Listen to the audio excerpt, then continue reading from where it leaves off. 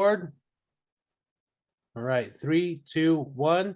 Yo, everyone, you're listening to Filmmaker Mike and the boys.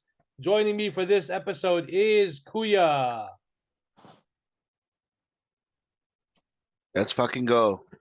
Wow. Okay. There we That took a go. while. Okay. And Pinhead. What's going on, people? Yeah. I thought he disappeared. I was I like, know, for a wait, second, did I'm he like, what? Nightcrawler us? Did he Nightcrawler us? Like, Yeah, I wish I had that kind of fucking ability. But, like, I would have helped my fucking football team out tonight because it was atrocious. Yeah, well, you know, Yeah. you get what you get, unfortunately. At Que least sera, they sera, won. huh? At least they Yeah. won. Yeah. I mean, you know. So I anyway, I saw Black Panther Wakanda Forever tonight. Oh yeah. Tonight. Nice, Yeah. nice. So Black Panther Wakanda Forever, PG-13, 2 hours and 41 minutes. Of course, we've got Letitia Wright, Lupita Nyong'o, Danai Gurira, Martin Freeman, Winston Duke, Angela Bassett, Dominique Thorne as Riri Williams, Tenoch Huerta as Namor, and then Michaela Cole and Florence Kasumba. They actually said no more, huh? Namor. I actually like Uh, Namor. It actually makes sense in the movie compared So to what? I thought it was Namor. Namor. So his name, he's Namor. Namor. Okay. It made sense to how why it's pronounced Namor in the movie without giving I, away. I'm gonna laugh this one last time, and then it'll be no more. Okay. Okay. So Okay, I'm done. you know, I'm done. No more. yeah. No more. No more. So No more. Queen Ramonda, Shuri, M'Baku, Okoye, and the Dora Milaje fight to protect their nation from intervening world powers in the wake of King T'Challa's death. As the Wakandans strive to embrace their next chapter, the heroes must band together with Nakia and Everett Ross to forge a new path for their beloved kingdom. So, I liked it. I enjoyed it. But believe it or not, Ooh, shit. Uh-oh. Soups was right. Soups was right. Wow. Now Wow. I wasn't getting my panties in a twist because and I all I said was I will wait to see what he's talking about, and sure enough, even before I saw what he was talking about, I already so my issue with the movie is the pacing. Some of the pacing is a bit rough. Granted, there's so much in this movie. You have the death of T'Challa, you have Shuri's story, and then everything that's happening in Wakanda, and then you also have Namor's story. You're introducing not just a new character, but a whole another culture, a whole nother kingdom essentially. So there is so much in this movie. However, I still think that there could have been a better way as far as the pacing. Some of it felt very rough in some of the transitions to like the story. I'm like, it kind And of just so if I may ask, who's the new kingdom? The Atlanteans in this? Is that it's Talokan. Okay. Yeah. Which I thought was cool. Still not as impressive as Atlantis and Aquaman.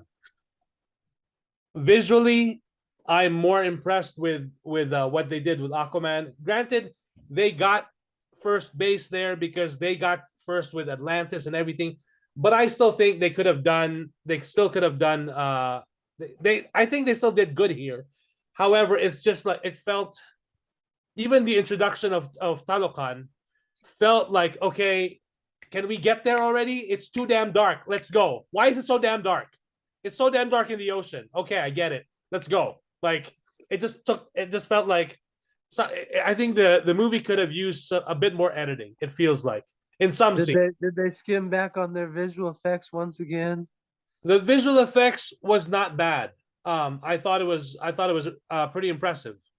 Okay, good. Yeah, because if you look at the first Black Panther movie, in the third act, especially when Killmonger and Black Panther are fighting, especially down where the the vibranium, like the trains, the vibranium It was okay. fields, you saw a little bit of the CGI there. I noticed a little bit here with Shuri, but very little. So overall, comparing it to the first Black Panther movie, of course that was 2018 when that film came out. This is 2022.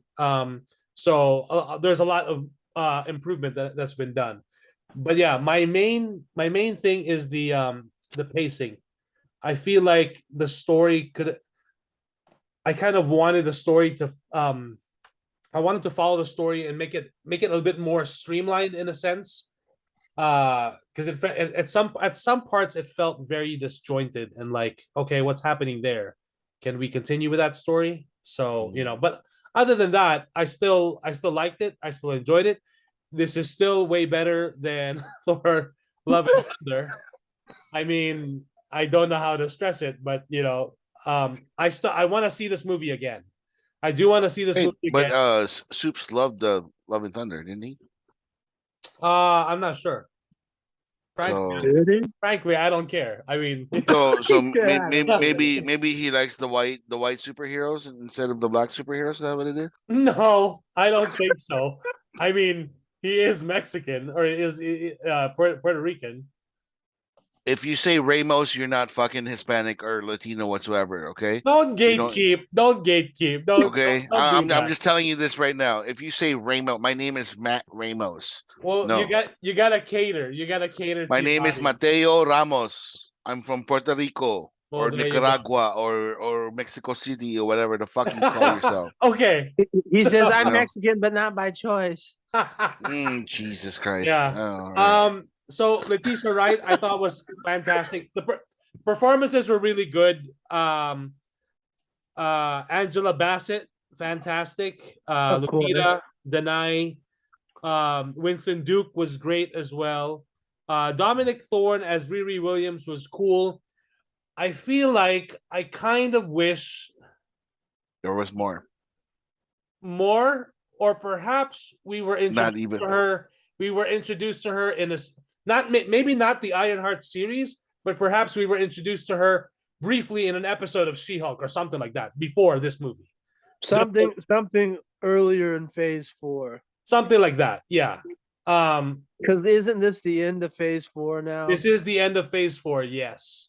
Wait, I So- thought Ant-Man was is that No, phase this 5? is supposed to be the end of Phase 4. This wraps up Phase 4. So Thank God. so lots of interesting stuff. I do agree with what one of the things that Soups also said without spoiling it, in that I feel like this movie could have just been self-contained because there's already so much going on in it. We don't have to, and believe it or not, he was when he tweeted that tweet that it was a step down. He was and there were some things that didn't jive with him. He was actually referring to a cameo, not just a cameo, but a character that's been in cameos that appeared in this movie that he thought was bothering him because it detracted from the story. It seemed like, and I actually agree with him on that because, like I said, this could have been self-contained. And if they really wanted to go with a cameo, they could have done it at the very end credit scene like they always do. But believe it or not, there is only a mid-credit scene, which is actually connected to the story of this, which I thought was great. So, but other than that, yeah, I feel like they've been doing that too lately. They've been scaling back the end credit scenes a lot, which I kind of like. Yeah. At least in this Phase 4, like the Phase 4 mid and end credit scenes have not been, I won't say as egregious, but they haven't been as rampant as they have in the past. Not even close. Right, which I actually don't mind because neither do I. I we're kind gonna of get like so that. much It's anyway. refreshing. It's refreshing. Right. Tenoch Huerta as Namor, I thought was fantastic. He was great. I was very impressed with what they did with his character, and Talokan. That was really cool. But yeah, other than that, the music I thought was fantastic as well. Ludwig Göransson the guy who has composed for The Mandalorian, did the All score right. for this. He Uh-huh. even got Mayan, I think, is it Mayan? Mayan rappers, if I'm not mistaken. He went to I forgot which country, but there was an interview of him. I'll have to look for it, where he basically like he set up a recording studio, and then he got like, there's only a handful, like there's like a million people or less that speak Mayan now, and there's only a handful of Mayan rappers. So he actually recorded them and he worked with them to kind of use for the music to for the scenes in Tawakan and the themes. Which So I we got some Aztec hip hop. All right. Yeah. So, which now that I'm thinking about it, I'm trying to remember where I heard it. I don't remember hearing it specifically at one point, but I guess because I was just so focused on what was going on. Um, but yeah, uh, again, I like the movie. It felt rough in some parts with the pacing and the story. I feel like the story could have been a little bit more streamlined. Uh, but it's still, I think, again, it had so much going, like you really feel, the fact that Chadwick is not in this movie, it's like holy shit, that's already a big undertaking to go through. um beautiful cinematography. uh Wakanda has, I thought it's never looked better. um I would hope so. This is like yeah, the sequel. We got to up the ante a little bit. right. And then other than that, I'm trying to think anything else that I'm but yeah, other than that, Mike, yeah, I have a question for you. yeah. If they recasted Black Panther, would this movie have worked for you? No, No? no. This movie would not. I think it would have been way too tough for the cast and crew to just work with someone else just to fill in Well, his no, shoes. the reason I'm saying that is because this script was scrapped, right? The original script was scrapped because I would Chadwick think died, so, yeah, because and when he then passed, they rewrote this within like like less than like 6 months or something. right, Wasn't right. it? Correct That's me Yeah, if I'm wrong. insane. they had to scramble because yeah, they were Okay. That's already, insane. yeah, they were like a few So months away from 6 starting months. production when he passed. so that's what I was thinking to myself. I'm like, if they recasted, like when he died or whatever, or because the script was solid already Yeah, when he died, they would have just like it would have been like a kind of a weird transition for the crew, for the cast, but then right. it would have been a little bit more cohesive to what the story was all about, right? So I like mean, technically they did recast. I mean, let's not pretend like we don't know. Like, yeah, yeah, let's not play this game. Like, technically they did recast. yeah, yeah, but you know what I'm talking about. So instead I of like know, sure, I yeah, know. Getting a whole new other yeah, black dude. yeah. Yeah, Mike, I So gotta ask the question. I have to. yeah, I have to yeah. be that guy. I have to be, a Kuya-ish for a minute. Uh-huh. yeah, please Not which do. is the better movie. Which did you have more fun with? This or Black Adam? Which one? I had more fun with Black Adam. Okay. I figured that would be the Yeah, case, I had but more fun with at Black least you're Adam. honest. Yeah. Yeah. Which one was the bigger mess? I'm just kidding. Wow. Wow.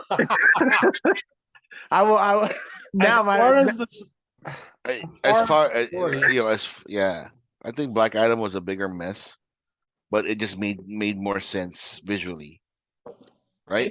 it was, to me, Black Adam was just straight. Yeah, it's dumb, but it's fun, and Yeah, I didn't have issues with the pacing so much there as I did with this one.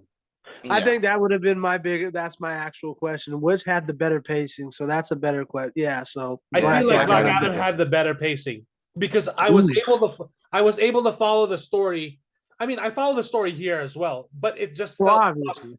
It felt rough in some parts because I'm like, hold on, I know I know what the story you guys are trying to tell me here, but I feel like it could be more streamline. Like, let's go. Like, let's at least streamline the story. And like, yeah. So Like you think like if they did the storyline of the fact that like they're trying to find the heir for Wakanda, and nobody wants to step up, nobody wants to do whatever it needed to do, like the weight of that searching for the whatever and caused the destruction, because we let's be honest that we saw it in the previews that Wakanda got flooded. uh-huh. um like I think it would have been a much better story, don't you think so? Like if they made like his loss, like T'Challa's loss, that huge, that big fucking, overwhelming, just like how Spider-Man was like for emo for like one fucking movie because Tony Stark died. Uh-huh. and we, and then like the next movie he was still hung up on it and all that shit. So yeah, I think it would have been, like just like again, I think it would have been a lot better if they made his loss, T'Challa's loss, more of a like more part of the main plot of things, instead of moving everything along so that they'll set up the next fucking movies, which I believe this is what's happening, right? So Because I'm So, assuming Thunder well, first of all, they're pushing forward Thunderbolts for this one and Ironheart are, and all are the you other gonna things, go right? see this, Kuya? Yeah, I told you I'm Okay. gonna watch this. I But just wanted to make. again, like just like the same Kuya asshole that you know and love, I already know what happened because so what you're talking about is actually addressed right at the beginning of the film. is it too much or is it too like is it enough? It's enough. It actually made sense what they did. Okay. Yeah. It actually made sense. I was like, holy shit, okay, I guess we're going. But it made sense. Yeah. It made sense. I just feel like parts of the story were like, It needed like something to like because there's like four different elements in the fucking story. If I'm correct me if I'm wrong, right. and it needed like something central to get them Yes. all together, And and that's Shuri what that and that's what's Shuri shouldn't missing. have been at the That's what center of it. yeah. But then like Shuri went on her own like soul searching journey to make sure that she's like she deserves whatever to be Black Panther or whatever. So And that too, when she becomes, without spoiling it, I was like, we saw it in the trailers. So okay, so I she yeah. guess that's it. That okay, Yeah, I guess. Like, see, that's like yeah. I figured. So yeah, I mean, as much as Soups is fucking, I guess on point when he says like this was a letdown or anything like that. Like I really wish that this movie was more of a tribute in that sense. Like they instead of like them helping set up Phase 5, Phase 6, whatever. Let this be a standalone. Let this be the one that like have that heart, so that like everybody would fall in love with Marvel again, instead of like being the last fucking movie of Phase 4 that everybody was really fond of.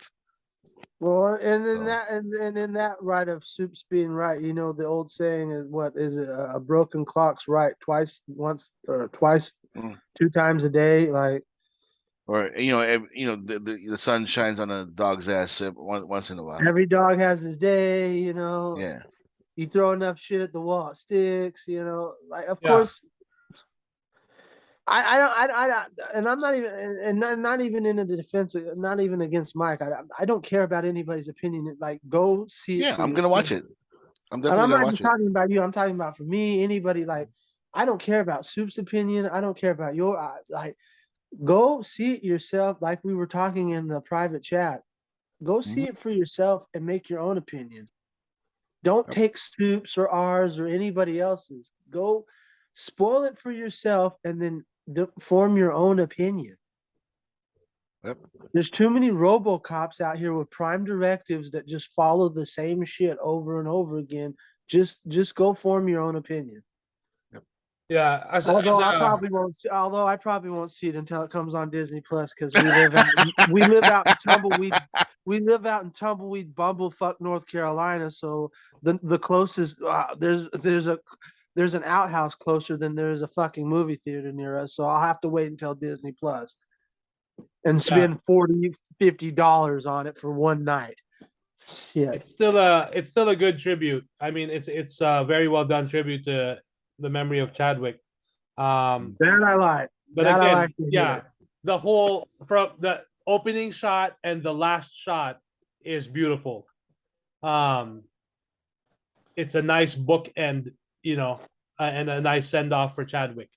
Uh, Again, the whole setting up of what's coming down the road, they could have just did it as an end credit scene. Yep. So Instead of like making it part of the fucking movie. That's right. probably what dragged the movie. Yes. Yeah, I like would you know say how some of those scenes, yeah. yeah, Yeah. like how everybody had issues with like the files when fucking Bruce Wayne checked the files and then it showed like the Justice League and all that shit. Uh-huh. Yeah, like they didn't need to do. They should have done that at the end credit scene instead of instead of like instead of like in the middle of Batman versus Superman or something. So I don't know.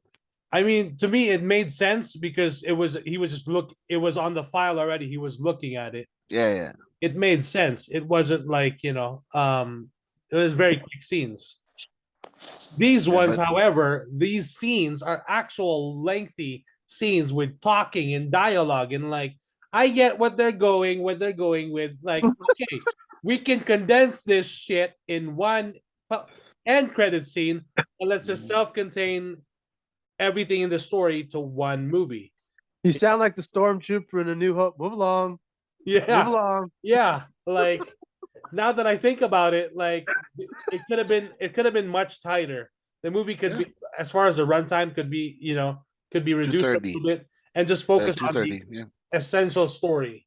Yeah, Uh 244 for that kind of terrible. I won't say terrible because I haven't seen it, but from the pacing you're describing, 244 is too much. Like if 244, if 2 hours and 44 minutes was tight, I'd go okay. But if the pacing's yeah. And most of these scenes involve Everett Ross and what's her name? Val. Val, who we've seen in uh Falcon and the Winter Soldier, who was first introduced there, and of course in Black Widow. She's Mhm. essentially the Nick Fury right now because she's recruiting for the For the Thunderbolt, Thunderbolts. Yeah. right? Because Nick Fury God. is off in space, whatever, and she's doing her Yeah. We need Amanda Waller here in No, T'Challa. yeah, this is gonna be like Really? Thunderbolts is Kevin Feige's like little pet project, so he wants the Thunderbolts to happen. How which is cute. cool because Yeah. we've already seen her in Falcon and the Winter Soldier, we've seen her in Black Widow. We can get her in end credit scene here, and then we self-contain the entire story. Yeah, but Mike, you're right about like Riri. She should have been introduced like earlier, like somewhere. So yeah, Yeah, somewhere like Damn right she in a should have been movie, in a introduced show or earlier. whatever. You yeah, know what I'm talking about? and Like I'm not even talking about the whole Ironheart series. no, Just no, like a brief just Riri appearance. Williams. Yeah, yeah. Yeah, just a brief appearance. I feel like we could have benefited a little bit more. But granted, she has some scenes in here too. I mean, she even has action, so which is cool. But I feel like, okay, I know you're expanding. This is the Marvel universe. You're constantly expanding, and Yeah, and you're it setting her doesn't up. it feels like you're setting up for Armor Wars, right? In Ironheart. Yeah, because yeah, she would. She's getting her Ironheart series, which is coming. Yeah. I think next year.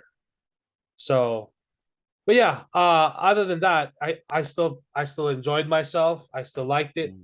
But yeah, the pacing was the biggest issue for me, and making Shuri even more central as far as because there's some parts where like okay, because in the first Black Panther movie, I always felt like okay, T'Challa was like number one, like Yeah. everything in the story was revolving around him.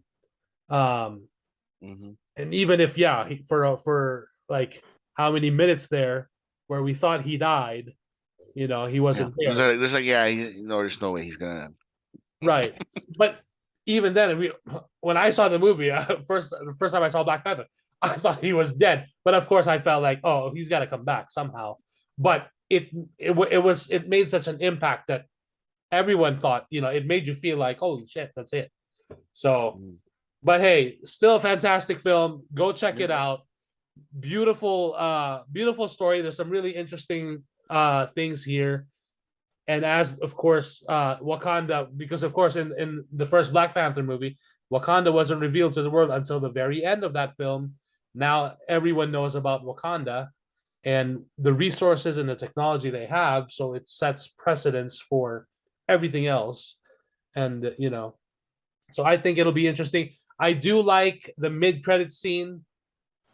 I like it very much. It's something that I thought of, what if they did it, and they actually did it, and I was like, that's an awesome way, and that's how you move forward with this story. So whenever Black Panther 3 happens, Mike, I like how you said it too. The phrase "did it." Well, you know what I mean. So yeah, I got you. Yeah.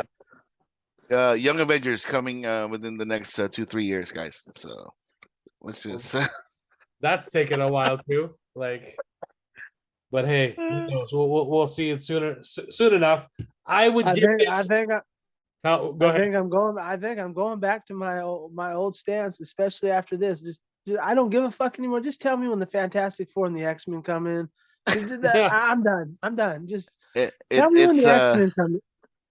That in 2045 when the X-Men come in, and then 2028 when the Fantastic Four are here, then I'll come back. They're gonna show it like during Secret Wars and Kang. I don't want to sit through that. That storyline is fucking shit. Secret Wars is fucking grot. I'm sorry. I know this may hurt people's feelings. I'm talking specifically, finally, something in the comics I can talk about. Secret Wars is fucking grot. Yeah, I agree with you 100%. I don't care about Secret Wars or Secret Invasion. They're both fucking trash. They're both junkyard dog shit. Yep. But that's where they're going to introduce them. So what are you going to tell me next? Don't worry, Pinhead. Civil War 2 is on the horizon. That was trash too. I don't care. It's Captain Karen versus Iron Man. So. Exactly. I don't care. I don't care. Well, actually, I do, because I want those abs back. So maybe. I am getting excited for Ant-Man and the Wasp: Quantumania. They did show the trailer for that one. It looks really fucking good. Like there's Phase 5. There we go, and that's in February. Only a Marvel movie will be like, move out of the fucking way. I'll open in the dead of winter, and show you limp dicks how it's done. Yeah. Well, that's why Scream pushed up forward, because they're like, no, we don't want no smoke. We don't want no smoke. Yeah, because traditionally a Marvel movie would kick off May, like the first week of May, a Marvel movie would open. But now we're getting May is the Little Mermaids month next year. Yeah, nobody's gonna fucking. Disney's gonna be like, we're gonna move our chess pieces here. We're gonna put Little Mermaid, Black Little Mermaid, who's gonna trigger all the.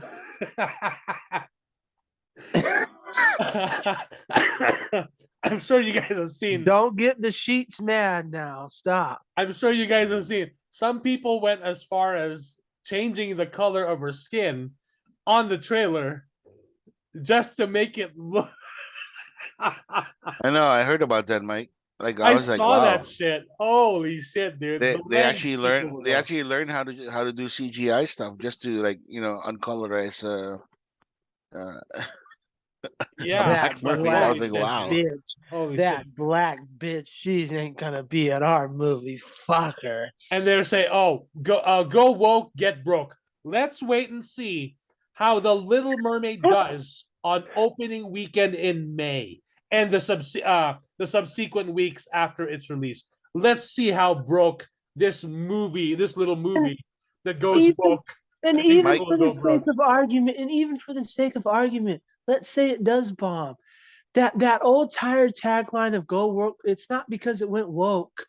It's because no one gives a fuck about these mediocre live action Disney films. It's not because they turned the Little Mermaid black. By the way, she's not real. Yep. What blows my mind is a lot of y'all, especially beyond a lot of you grown ass men, you're creepy.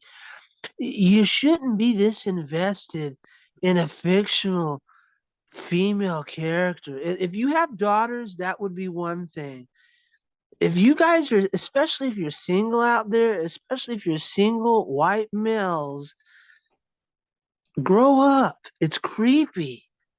It's creepy that you're this invested on a black girl being a fictional sea urchin. Calm down. Calm down. It's not that serious. God, this world has turned into grot. Yeah. I know I So, like saying that a lot, but it really that how can you be that triggered? This I this don't is get gonna it. this is gonna be the first Disney live action movie since Beauty and the Beast that I'm actually excited about. Like Why I were you didn't excited about Beauty and the Beast? I Because of I love Emma? that I His- love that the fucking movie, man. What are you talking about? Okay, okay. I didn't know. Don't get triggered. I didn't That was know. a great ass movie. What are you talking about? No. We can agree to Gaston and disagree. LeFou. No, It, it I'm don't just step saying. to it don't step to Aladdin, but okay, that's fine. No, it's well like live action Aladdin. Stop it. You know what I'm Yeah, talking about. yeah. So these are But the you Disney said you love classics. Beauty and the No. These are the Disney classics that I love. I absolutely love Beauty and the Beast. I love Little Mermaid. I loved Aladdin. I love The Lion King. I wasn't aware of that. I So saw I saw I saw The Lion King. It fucking sucked, dick. The live action one, the one with Queen Bee, Beyonce. I'm sorry. You I know, know that. yeah, it was horrible. It was fucking horrible, and I know that. I never want to see it again. Okay, said Beauty and the Beast. When I saw it, I was like, oh, okay, that's not bad. I didn't waste my Hermione time. I won't. Hermione wasn't really, well, you know, Hermione wasn't bad, and I was like, I oh don't shit, care. I Hermione like the acted like story. I well. like the changes that they did. I like Yeah, the it yeah. was the nice little subtle changes, but it was enough to make the make the movie go I nice. don't give a fuck. They ruined my Aladdin. I don't give a fuck. I I'll never. absolutely love Aladdin. Aladdin is one of my favorite animated Disney movies ever made, right? When I saw fucking Will Smith try to pretend that he's fucking Robin Williams, I was like, I'm done. I don't even want to watch this shit anymore. Fuck this guy. I don't care. After seeing that, I will never give them a chance again. I Yeah. will root for this girl all the way. I Yeah. hope this shit blows up the box office, but I Yep. will not be going to support it because they ruined my Aladdin. I have no faith in them. They ruined the Lion King. I have no faith in them. You saw the trailer, right? I've seen Aladdin. I've seen Lion King. No, no. My three all time favorites are Aladdin, Jungle Book, and The Lion King. They've Mm. ruined two of the three. I don't give a fuck what they do with Little Mermaid. I don't give a fuck how good Beauty. I will never give them Dumbo was terrible. Pinocchio was grot. And you should have hit that out of the park. It should have been easy. I'm not gonna give them any more chances. I'm not doing this anymore. But you saw the trailer for Little Mermaid. You heard the girl sing, I've right? seen it. I've heard her, but that's because that's because she can. That's because she's a trained singer. Of that doesn't hold sway to how good or how well the movie will be written, how it will be Oh, directed, how the final visual. And that's even more so with them skimping on visual effects lately. And this is a Disney thing across the board. Of course, she sung well.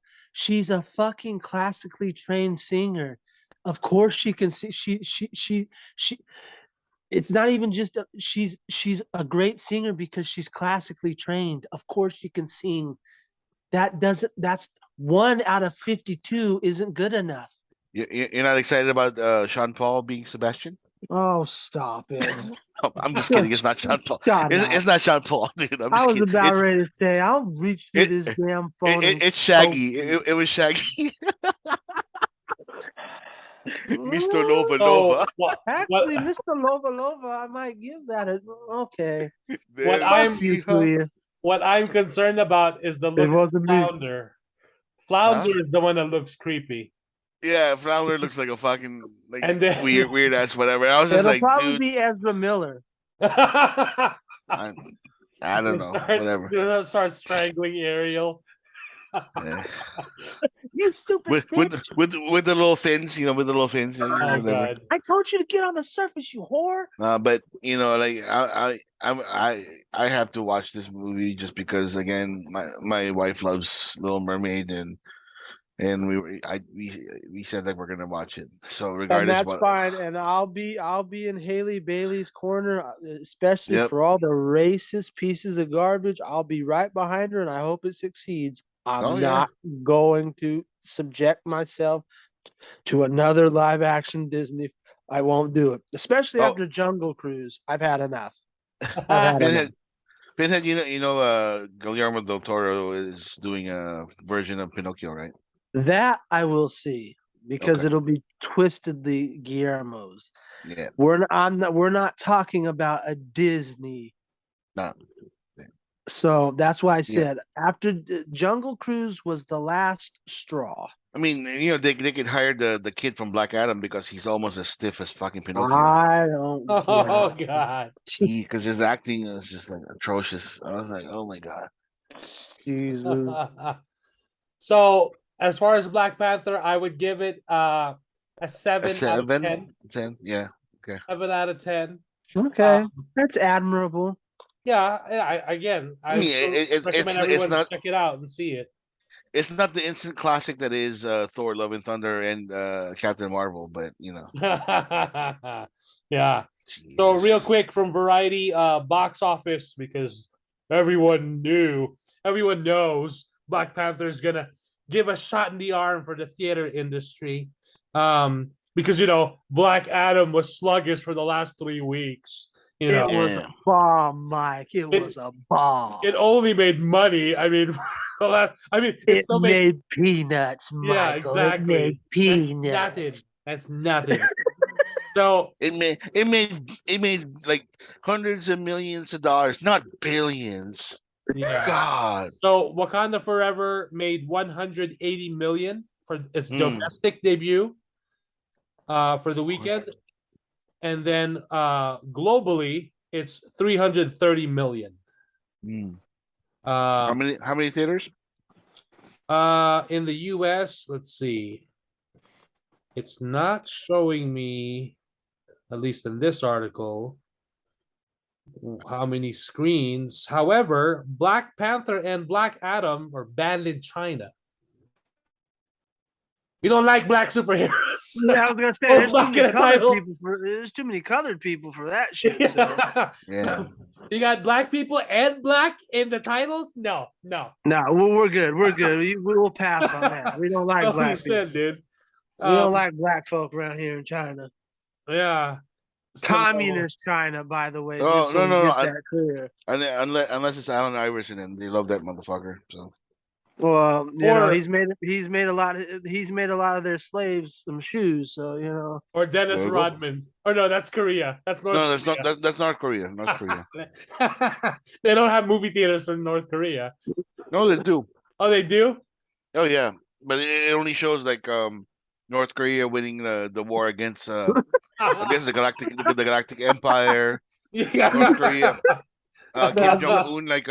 Kim Jong Un makes love with Rose in the Titanic, and then he actually like dragged the fucking ship into North Korea. Oh man! So as far as Black Adam in the box office, it's second place. Because everyone was saying, "Oh, Black Adam is gonna die as soon as Black Panther opens. It's not gonna make any money." I mean, it made 8.6 million which is now That's not enough. Yeah, not enough. That's not Nothing. enough. You know, It's after nothing. after 5 weeks, blah blah blah blah. Yeah. Hey, I'll take that 8.6. Exactly. It's but then that's the thing. Like if you do the math, how many tickets is 8 million? I mean, that's still a lot of people who've seen the movie. Especially during Black Panther week. And what Exactly. do you want? What do you want from this film? Yeah. Hey, you know what? Right. You know what? It probably confused the shit. You know, there's probably like some parents in the Midwest who are like, what movie's gonna come out right now? Black whatever, Black Yeah. Panther. So Like, mom, this isn't Black Panther. This is Black Adam. This Black Adam, you stupid bitch. Black is black. So with the 8.6 million for the weekend for Black Adam, it's now pushed it to its domestic haul of 151.1 million. Nice. So, which is still not bad. So, you know, and then of course the Julia Roberts and George Clooney Ticket to Paradise made 6.1 million for a third place finish.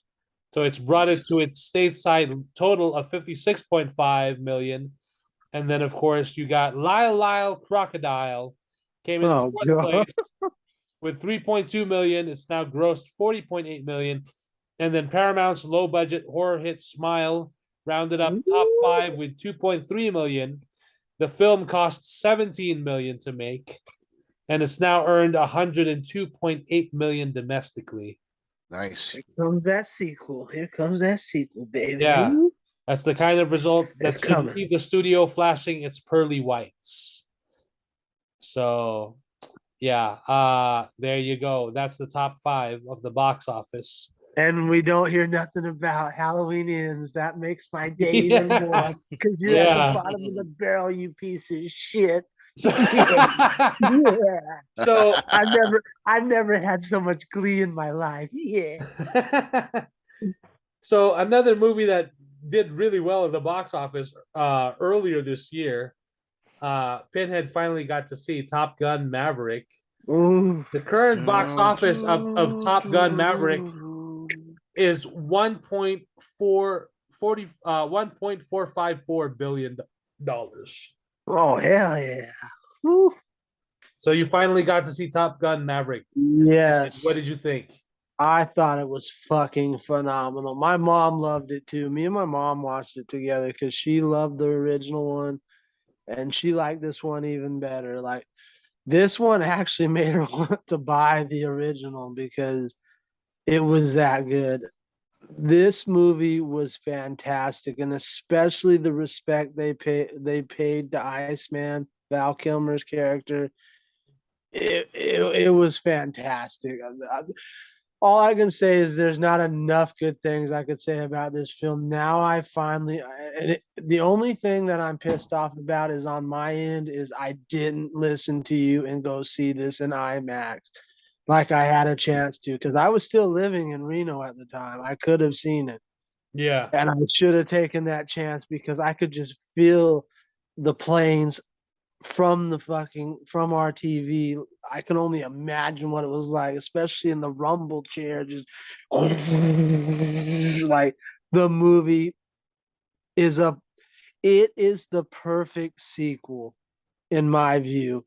This is how you do a sequel, and I would even argue this is better than the original one because the original one is of its time. It's a quintessential 80s flick. And it's not to knock Tony Scott, rest in peace. But this movie just takes all of those beats from the 80s and plucks out the good parts, like, opening up with the Kenny Loggins music, the Danger Zone right off the bat, and placing them in perfect pockets of the movie while elevating this movie into a far superior film. This is better than the original. I 100%, because I've seen the original like 40 times. Like, I love the original, but this movie is better. And fuck, Tom, can you stop eating children for breakfast with your Scientology shit? You still almost look identical. Like, even in the football, because they changed it up from volleyball to the football scene. Yeah. Yep. And if I have to say that it's spoilers at this point, like I was the only last person on planet Earth not to have seen this film, so there shouldn't be that major a spoil. But they changed the volleyball to the football scene, and it was like, okay. And the way they did it, the reasoning behind the football scene made sense to the storyline other than in the fucking original movie, which was just to show men's skin. That's great, especially for, you know, some of you guys that swing that way out there. That's great. But this time, you know, and we got to see some ladies in their sports pro. Woo, there's some fine ladies there. There was actually motivation and context behind why they were doing it in this movie while calling back to the original. This movie is the perfect sequel. It's better than the original, and there's reasons why. Like, if you haven't seen it like me yet, please go see it, because my mother loved it, and it's very hard to please her. This movie was fantastic. We were cheering, we were hooting, we were hollering, we were loving it. We had to pause a couple of times for certain personal reasons, but throughout the entire movie, we were having a blast. And when my mom's pleased, and she hates almost everything, it seems like anymore nowadays in her older age, that's a testament. This movie was fantastic. This is definitely in the collection type of movie. Put it in your collection. I can't wait to buy this movie when I have more ducats. I'm going to buy it very soon. I love this movie. Christmas season's around the corner. I'm hoping for that in my stocking stuffer, because everybody, my uncle, my aunt, they were all right. This movie was great. Loved it. Makes a good Christmas gift. Yeah, I was almost. It's very rare I give a 10 out of 10, but I'm not. This is on the precipice. I would say this is a 9.95 out of 10, because this movie was just fantastic. Even not just the cameos, but the, what do you call them, the co-starring, like John Hamm, who hasn't been shit because of the fucking commercials since Mad Men. He was solid in this. Ed like Harris. You believed it. Ed Harris was fantastic. Like everybody in this movie played their part. The drone king, the drone king. I'm like, the fuck is the drone king? Even Jennifer Connelly, who I was like, at first I was like, because, and not because of Jennifer Connelly. I love Jennifer Connelly, but the motivation at first of her being the love interest, at first I was like, nah. But then as the story progressed, I was like, oh, okay, that's cool. Love you. Because I love Jennifer Connelly. Yeah. She's still fine. Like, she drinks children's blood. Like, she's still fine too. Like, all these people are just Miles Teller. He almost looked identical to Anthony Edwards, Goose, the actor who plays Goose. Like, they made him look perfect. He looked like it would be Goose's son. Like, the movie, Miles Teller was fantastic, and that ending, not to spoil it, but the ending where they finally come together, and like the movie was great, dude. Like, they use an old fucking beat up piece of shit, and it's a part. It's great for the context. The old piece of shit is being used by the old piece of shit with his young co-pilot. Like, the movie was fantastic. I love this movie. And did you see he got to run? He did. That was the other thing. Yeah. I was like, see, I told you, it's in his contract. I told my mom, I told you, it's in his fucking contract. He still had to run. And then he had a motorcycle, he had fast ass planes, and he still had to fucking run. And there was that scene where the camera just panned in as he was running with the. I was like, it's in his contract. It's in his contract. He's like, I gotta run. Did you see the Star Wars references? Yeah, and that's why I'm like, okay, dude, this is a Star Wars movie. This made me excited to see what we'll get with the new Mission Impossible 2, because if they could knock this out of the park with this shit, what is it called? At World's End or whatever the fuck. Dead Reckoning Part 1. Dead Reckoning. Mike, this is Christopher McQuarrie, right? Yep. No, this is Joseph Kaczynski. Oh, Joseph Kosinski. Okay, okay. Yeah. I thought McQuarrie was doing this film. He produced it, but No, I mean Oh, Top okay, okay. Gun. no, Joseph Kosinski directed it. Okay. Okay. Well, Okay. whoever it was, But you busted your ass So it's the because same guy who did Tron Legacy.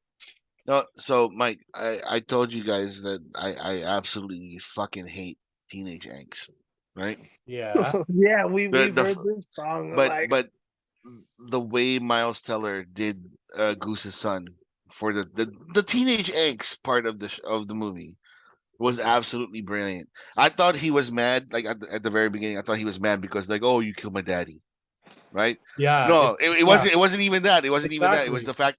It was the fact that like, oh shit, you sent me back, years because you denied me in the flight school or whatever. Yep. And I was just like, holy crap! And then like, Yep.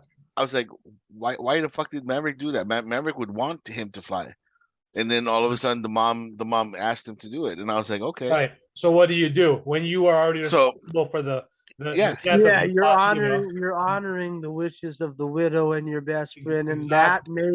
that made the sense to where it takes it out of teen angst because it makes yeah, sense to what he was like because that's one of the things that I loved about this film that was brilliant is it was on the precipice of we're all okay because even I started to roll my eyes where I okay he's gonna cry about his dead daddy mhm. but But no, then it they wasn't. flipped it Yeah, on its head and they're like no it's because you're fucking because of my dead father you're you're fucking holding my me back career. from being even better than my father and I'm Yeah. like oh shit he also did Oblivion with Yeah. Tom Oh Cruise, yeah, which yeah, Yep. I yeah. love. So Yep. this makes a lot more sense. He did two of my favorite films, Tron Legacy and Oblivion. Th- This is my third favorite film. And I think this might be my top out of that, slightly edging out Tron Legacy, just slightly, because Tron like Legacy was amazing. Mike, like this movie is like the perfect fan service movie. It brings homages like to like every step of the way. You know how what you call it, episode 7 was like similar to A New Hope, right? Uh-huh. Like the like line like scene by scene or whatever Right. whatever. This Top Gun Maverick, it was almost the same, like Right. in that sense, but they just made it like fucking a little better. Yeah. That's what I found amazing. And then Yeah, this that was way better yeah, than that film. Like, I'm sorry, but that heart, especially as much as I enjoyed The Force Awakens, this movie was way better because it yeah, was a little less fan servicey than that film was. yeah, Way less because it only, like I said, it only had pockets of the fan service yep, while elevating the storyline into. We can't say that The Force Awakens is better than A New Hope or Empire. yeah. This movie we can say is better than its original predecessor. So that's the only thing I'll argue. Otherwise, I 100% agree with you. Yeah, and I love the fact that that scene with Iceman and Maverick was fucking amazing. Like on like how Iceman like what was like the constant like fucker that was just like pushing him, all the way, like push push push push push push push, whatever. I also liked Iceman's, quintessential Yeah, son, Hangman, yeah, they were hitting that on the nose, even though they didn't reveal it, but yeah. But yeah, it was funny. it might It as was just well funny. have been. Yeah, but it was funny because like he needed to be the fucking asshole because he was too pretty. Right, he had like the quintessential like I'm the fucking hero of this movie, god damn it, type of thing, and then he became the absolute like dickhole that like we expected him to be because his name is Hangman. So it was awesome. It was just like again, I didn't talk about it too much when we talked about the uh Top Gun Maverick, but yeah, like I love this fucking movie too. So Yeah. No, I I'm appreciated that too because you were the movie's fantastic, and yeah, at the end of the day, Hangman did become the hero because he kind yeah, of did save the day. No, but Um, then like in a sense like but then he bowed down after the I fact. He's know, like, no, he oh, did, he he, did. he was like, yeah, He showed respect. He showed actual respect, and yeah, it's very rare for these youngins out here. They don't like to show respect. So yeah, I think if anything was far fetched, that's the point where the younger would bow down to the older generation. That's far fetched. That's the yeah, most. That's even more far fetched than them flying in planes and like. That's the only part of the story I couldn't believe. yeah. No, Otherwise, for just otherwise, for the me it film was was great. like like it was hilarious. Like when he got when Pete got shot down, right? When Pete Mitchell got shot down, and then like what's his name? Miles Teller's character was just like, talk to me, Dad, talk to me. Whatever. He was trying to figure out things Yeah, out, and then next thing you know, it cut to the fucking scene, and I was just like, wait, that's the end of the fucking movie. Wait, what? What was going on? And then like I was like, oh, cool. Like Maverick like died in the blaze of glory. Like what? Like that's what he's supposed to. That's a good fucking ending to me. Like I'm happy. And then next thing you know, fucking Miles Teller's character came back. And then he got reprimanded by Maverick saying, "What? Why the fuck did you come back? What the fuck is wrong with you?" I I wasn't thinking. I wasn't thinking. I I understand where you were coming from, but I knew that wasn't the end because I'm like Tom Cruise's ego would not allow that to Oh, happen. yeah, well, Let's be honest here. Tom Cruise's Scientology ego would not have allowed it to end that way. Not even if he knew he would win an Oscar, his ego would not allow it. He's the savior of the industry for crying out loud. Yeah. Like yeah. there's no way Wait, his ego. do you think he's gonna like this is the last Mission Impossible, isn't it? This last one? After part two, after Dead Reckoning part two, he said he's done, but I don't believe him. So I mean, are they gonna kill off fucking Ethan Hunt, or are they gonna I hope they do. like, But then probably not gonna again, happen? Yeah. once again, it's not going to happen because Tom Cruise's ego will, his Scientology ego. There's Tom Cruise ego, and then there's Tom Cruise Scientology ego. Well, ask David Miscavige. If David Miscavige wants him to keep going, he'll keep going. We're Oh gonna find god. out that they cloned Ethan Hunt, and it's just gonna be a great Yes. Tom Cruise running even faster. Mission Impossible 9 will be And him his name versus won't younger even him. be. It'll be Ethan Hubbard. Ethan L. Hubbard. Ethan L. Hubbard, the new agent. That's why after I saw this in theaters, I was like, man, I hope Patty Jenkins saw this movie because she was supposed to make that Rogue Squadron. Take some Oh, that's a notes. tragedy. Take But some but notes. but Take some notes. I digress. I think the people that took notes is Andor. So the people that Quite did possibly. because Andor right now is killing the motherfucking like Oh game yeah, right now, dude. Andor.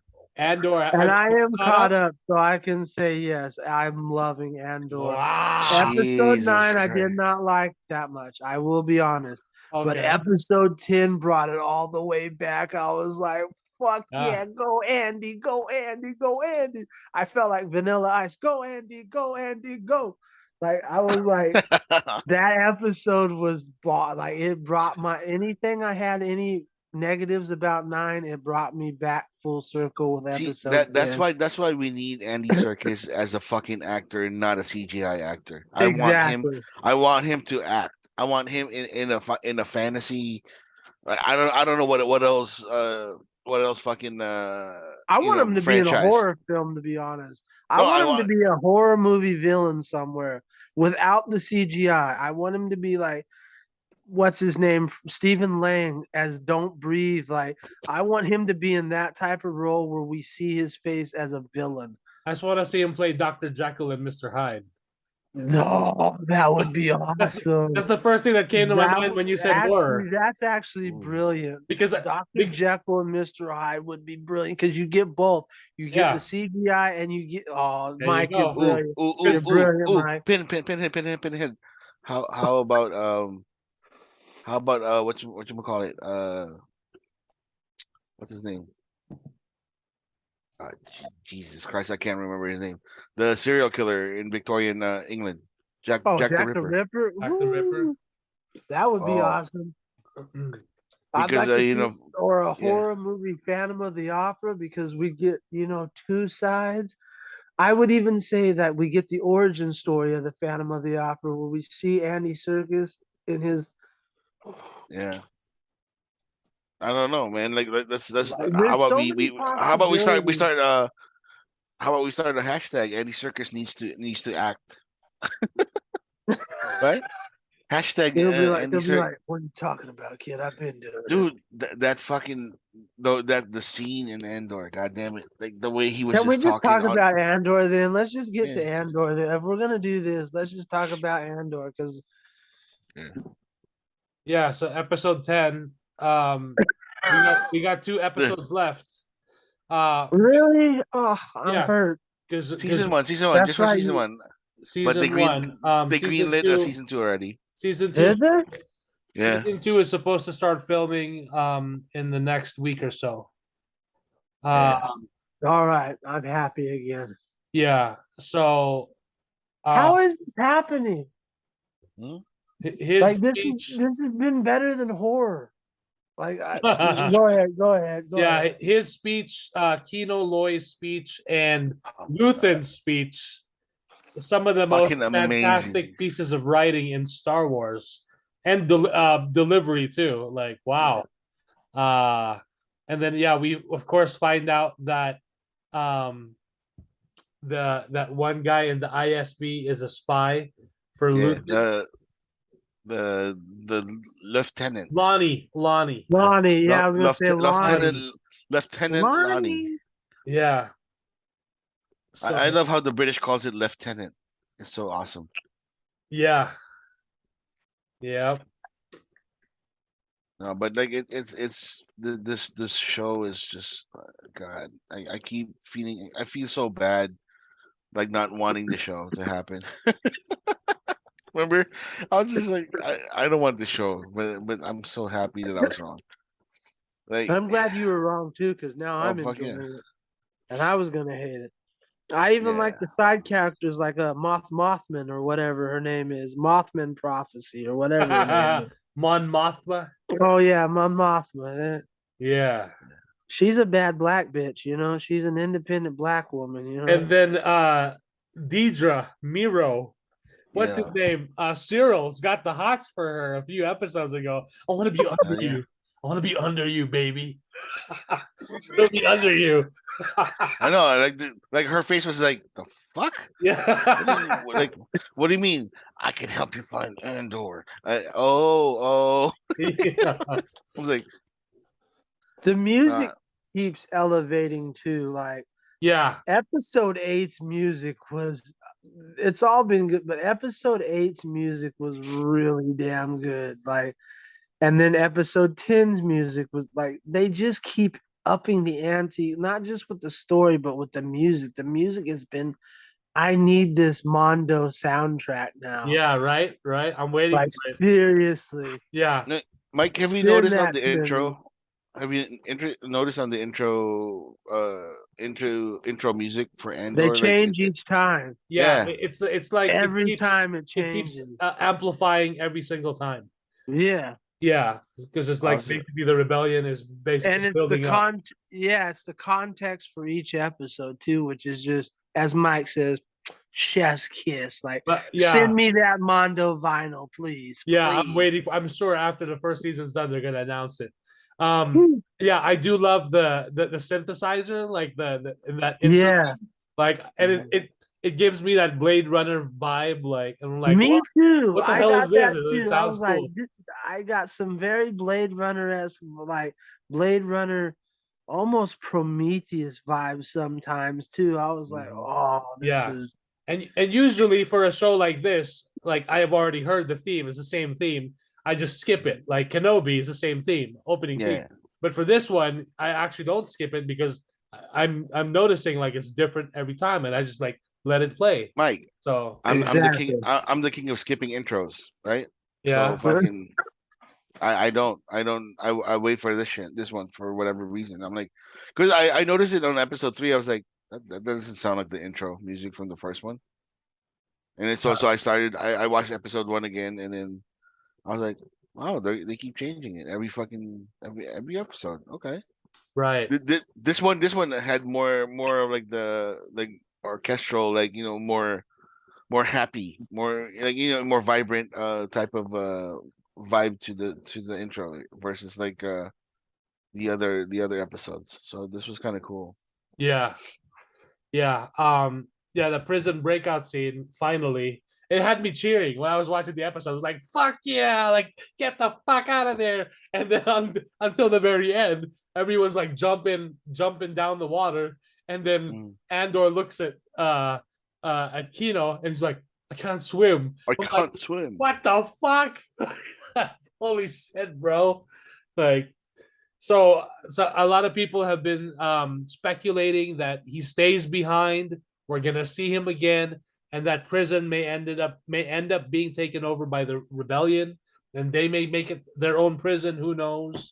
And they might just manufacture, weapons or stuff that the Rebel Alliance might need. Who knows? But then I don't see it because, in some sense, I don't see it happening because the empires will know and they're gonna want this shit. Like fuck that. Yeah. That's our base. That's our They're gonna fucking like lay waste to the bases and right. wipe out whoever's in there. So Yeah, but it is interesting to see what happens, and if we will see him again. Fantastic character development and just writing all around, performances like holy shit. Agree. So yeah, we got 2 more episodes. I'm looking forward to the and this is nice because it's 12 episodes. We got 3 on the first drop, and we've been enjoying this for weeks now. So please, more of these 12 episode series. I know we're Yeah, getting please. 18 for Daredevil, which is Stop not being so like a lot. fucking lazy. Yeah, yeah. You'll get 6 for one season and they'll be mediocre at best. She-Hulk. Miss Yeah. Marvel. And then was it this episode, or it may have been episode 9 when they were torturing Bix? Yeah, it was the 9. It was 9. There was a direct shot for shot lift from A New Hope when they were torturing Leia. It's the same exact shot when the door shuts and it goes from the floor and it moves as like someone walks away. And then the prison, the prison PJs. I want a pair of those prison PJs. Those the white with the orange thing. yeah, the white with the orange. Lots of THX 1138 vibes as well. Yeah, that's what references I was to- thinking. Yeah. So it looked, for a series that doesn't have a whole lot of like cameo special, there's enough Easter eggs there, like deep cut Easter eggs that may not be so obvious upon first glance, which I think is cool. Which is nice to like, so that like the fake ass reviewers that only want social clout, like would not get the fucking would not get the gist of like the entire story, which is I'm perfectly happy about that. Right. So, and it really is interesting when that PORD, that the thing that the Empire has rolled out, where like everyone's sentences is like so damn extreme. So now that Andor has gotten a taste of what that's like, it'll actually make sense for him to be like, yeah, fuck the Empire. I'm gonna go with the rebels. We're gonna ruin this shit for the Empire because fuck the Empire and all this shit that they're doing to everyone in the galaxy. When I was just a fucking tourist and I was there for like how many fucking months. Yeah. And the fact like, that I'm a tourist. I'm a tourist. Luthen has nobody knows what happened to Andor until maybe now. Like, and it's cool that he escaped with Melshi. I was hoping, I was almost thinking all the prisoners are gonna help the rebels. No, they're like, fuck that, I'm going home. Yep. Which But makes then but then they'll be like the voice of like, oh yeah, don't believe the fucking Empire because I was just in prison. So right. They'll be that voice to be like, don't trust the fucking Empire, whatever. Right. Yeah, and Fuck then those guys. like anything, there are people that are also just gonna be like, I don't want to be involved. I'm done. I'm just gonna go far away, and I'm just gonna. So and Mike, my own business. that scene with Lonnie and fucking Luthen was amazing. But like the scene before when Lonnie went all the way down on like to the fucking elevator, Uh-huh. like all the way down, and it kept going and going. And I was like, how fucking deep is Coruscant? Holy shit! Oh, it's deep. Like, yeah, that's why I was thinking to myself, maybe like Mace Windu is still falling. You know what I'm talking about? He, like that's probably why nobody found his body because he kept falling, and he kept falling and falling and falling and I falling and know falling and it falling. kept going and going. And I'm like, Like I was just like, what? Jesus Is this a Christ! Like thousand that was stories? a Is that long what? elevator ride. Yeah. Yeah, I Like mean, And I it felt like there's he stopped immediately because you kept hearing the. You're like, where is this going to? Heaven? Yeah, Like, you yeah, know, yeah. and then when he opened it, it wasn't even like a corridor or a wall. It was a it was a fucking din. railing. It Exactly. was a dingy ass railing, and then It there's was like a two dingy elevators. alleyway railing. Like, Yeah, because I was like, in the Clone Wars, they showed us like the depths of Coruscant. Ahsoka was there for a while, and so was Anakin. There was a canceled video game that was you were supposed to be able to play Boba Fett called Star Wars 1313, and that was okay. supposed to center a lot on the underbelly of Coruscant, but that was canceled. Thanks Disney. Still waiting for that game because was that how many stories they had? 13 stories? Like, Yeah, that was just I think one of the levels. oh, okay. Yeah. So, but yeah, I mean, Coruscant is the entire planet is one big city. So yeah, you can imagine how vast it is. Of course, the rich and the very well off, politicians, people in the galaxy, they're up they there. live in their high rises. They're up there. The Jedi Temple Yeah, is up there. exactly. Yeah? Which oversees, everyone. But in this time, no Jedi Temple here because Mhm. it's been essentially demolished by the Empire because Was Palpatine. it destroyed? Was it destroyed I or was it believe it like was destroyed. They basically took a lot of the artifacts and he took a lot of the artifacts and then I believe they destroyed it. okay? Yeah, if I'm not mistaken. So, or Yeah, it's either they destroyed it or they just like like installed something. reused it for something else, right? Yeah, repurposed it for the Empire. That Yeah. would have been fucking dark if we made it a Sith temple. Um, but yeah, Or or like the head of the like what's the name of the Security Council? ISB, ISC, ISB. ISB. Yeah, that wouldn't that be weird if the Jedi Temple became the ISB headquarters or something? Yeah, that would have been That fucking. would have been just like you just took out like the four little tippy towers and then scaled down the pyramid. Yeah, I was like, oh, okay, that's kind of cool. yeah. Yeah, but Um, Andor is great, dude. Like fucking, I can't wait. Like the last two episodes is gonna suck for me because like I'm gonna miss this show. So yeah. And then what's his name? Davo Skulldun, the one who was talking to Mon Mothma to finance yeah. her Oh, little the her gangster. fundraiser. Yeah, Fucking leveraged his son to like setting up his son with her daughter. And I was yeah, and like, holy it's like shit, fucking for power helping, move. right, for helping you. I'm gonna have I'm gonna have my boy like diddle your girl. How about that? That's pretty much it. Essentially, yeah, arranged marriage, which Yeah, is what they've also done. The Sandrelin culture, yeah. they've been doing it anyway. But then, of course, she doesn't want to do that for her daughter, Mhm, because that's what she was basically forced into. mhm. So really interesting how that goes. There is an interview with Tony Gilroy on cnet.com. This was just published today. I will share it on the group chat. But one of the things that was discussed is that by the end of the 24 episode run, so basically what by the time the second and final season is done, we will have known about Luthen's past and why he is the way he is. So Some people say he's affiliated with the Jedi. Some people is saying that he is pretty much a Sith Lord. oh, what? That Yeah, doesn't make sense. I mean, like he's the one that's making the starting the rebellion so that the Sith can thrive or whatever. I don't know. But for me, I still want to go with what we talked about, Mike, in the podcast. That I really feel that he's affiliated with somebody related to the Jedi. I mean, maybe his son was a Padawan learner or a youngling or whatever. It wouldn't Eh, make sense because that kid would have been taken away a long time ago, and that I kid. know, but then he still would have been affected because that's his son. You know what I mean?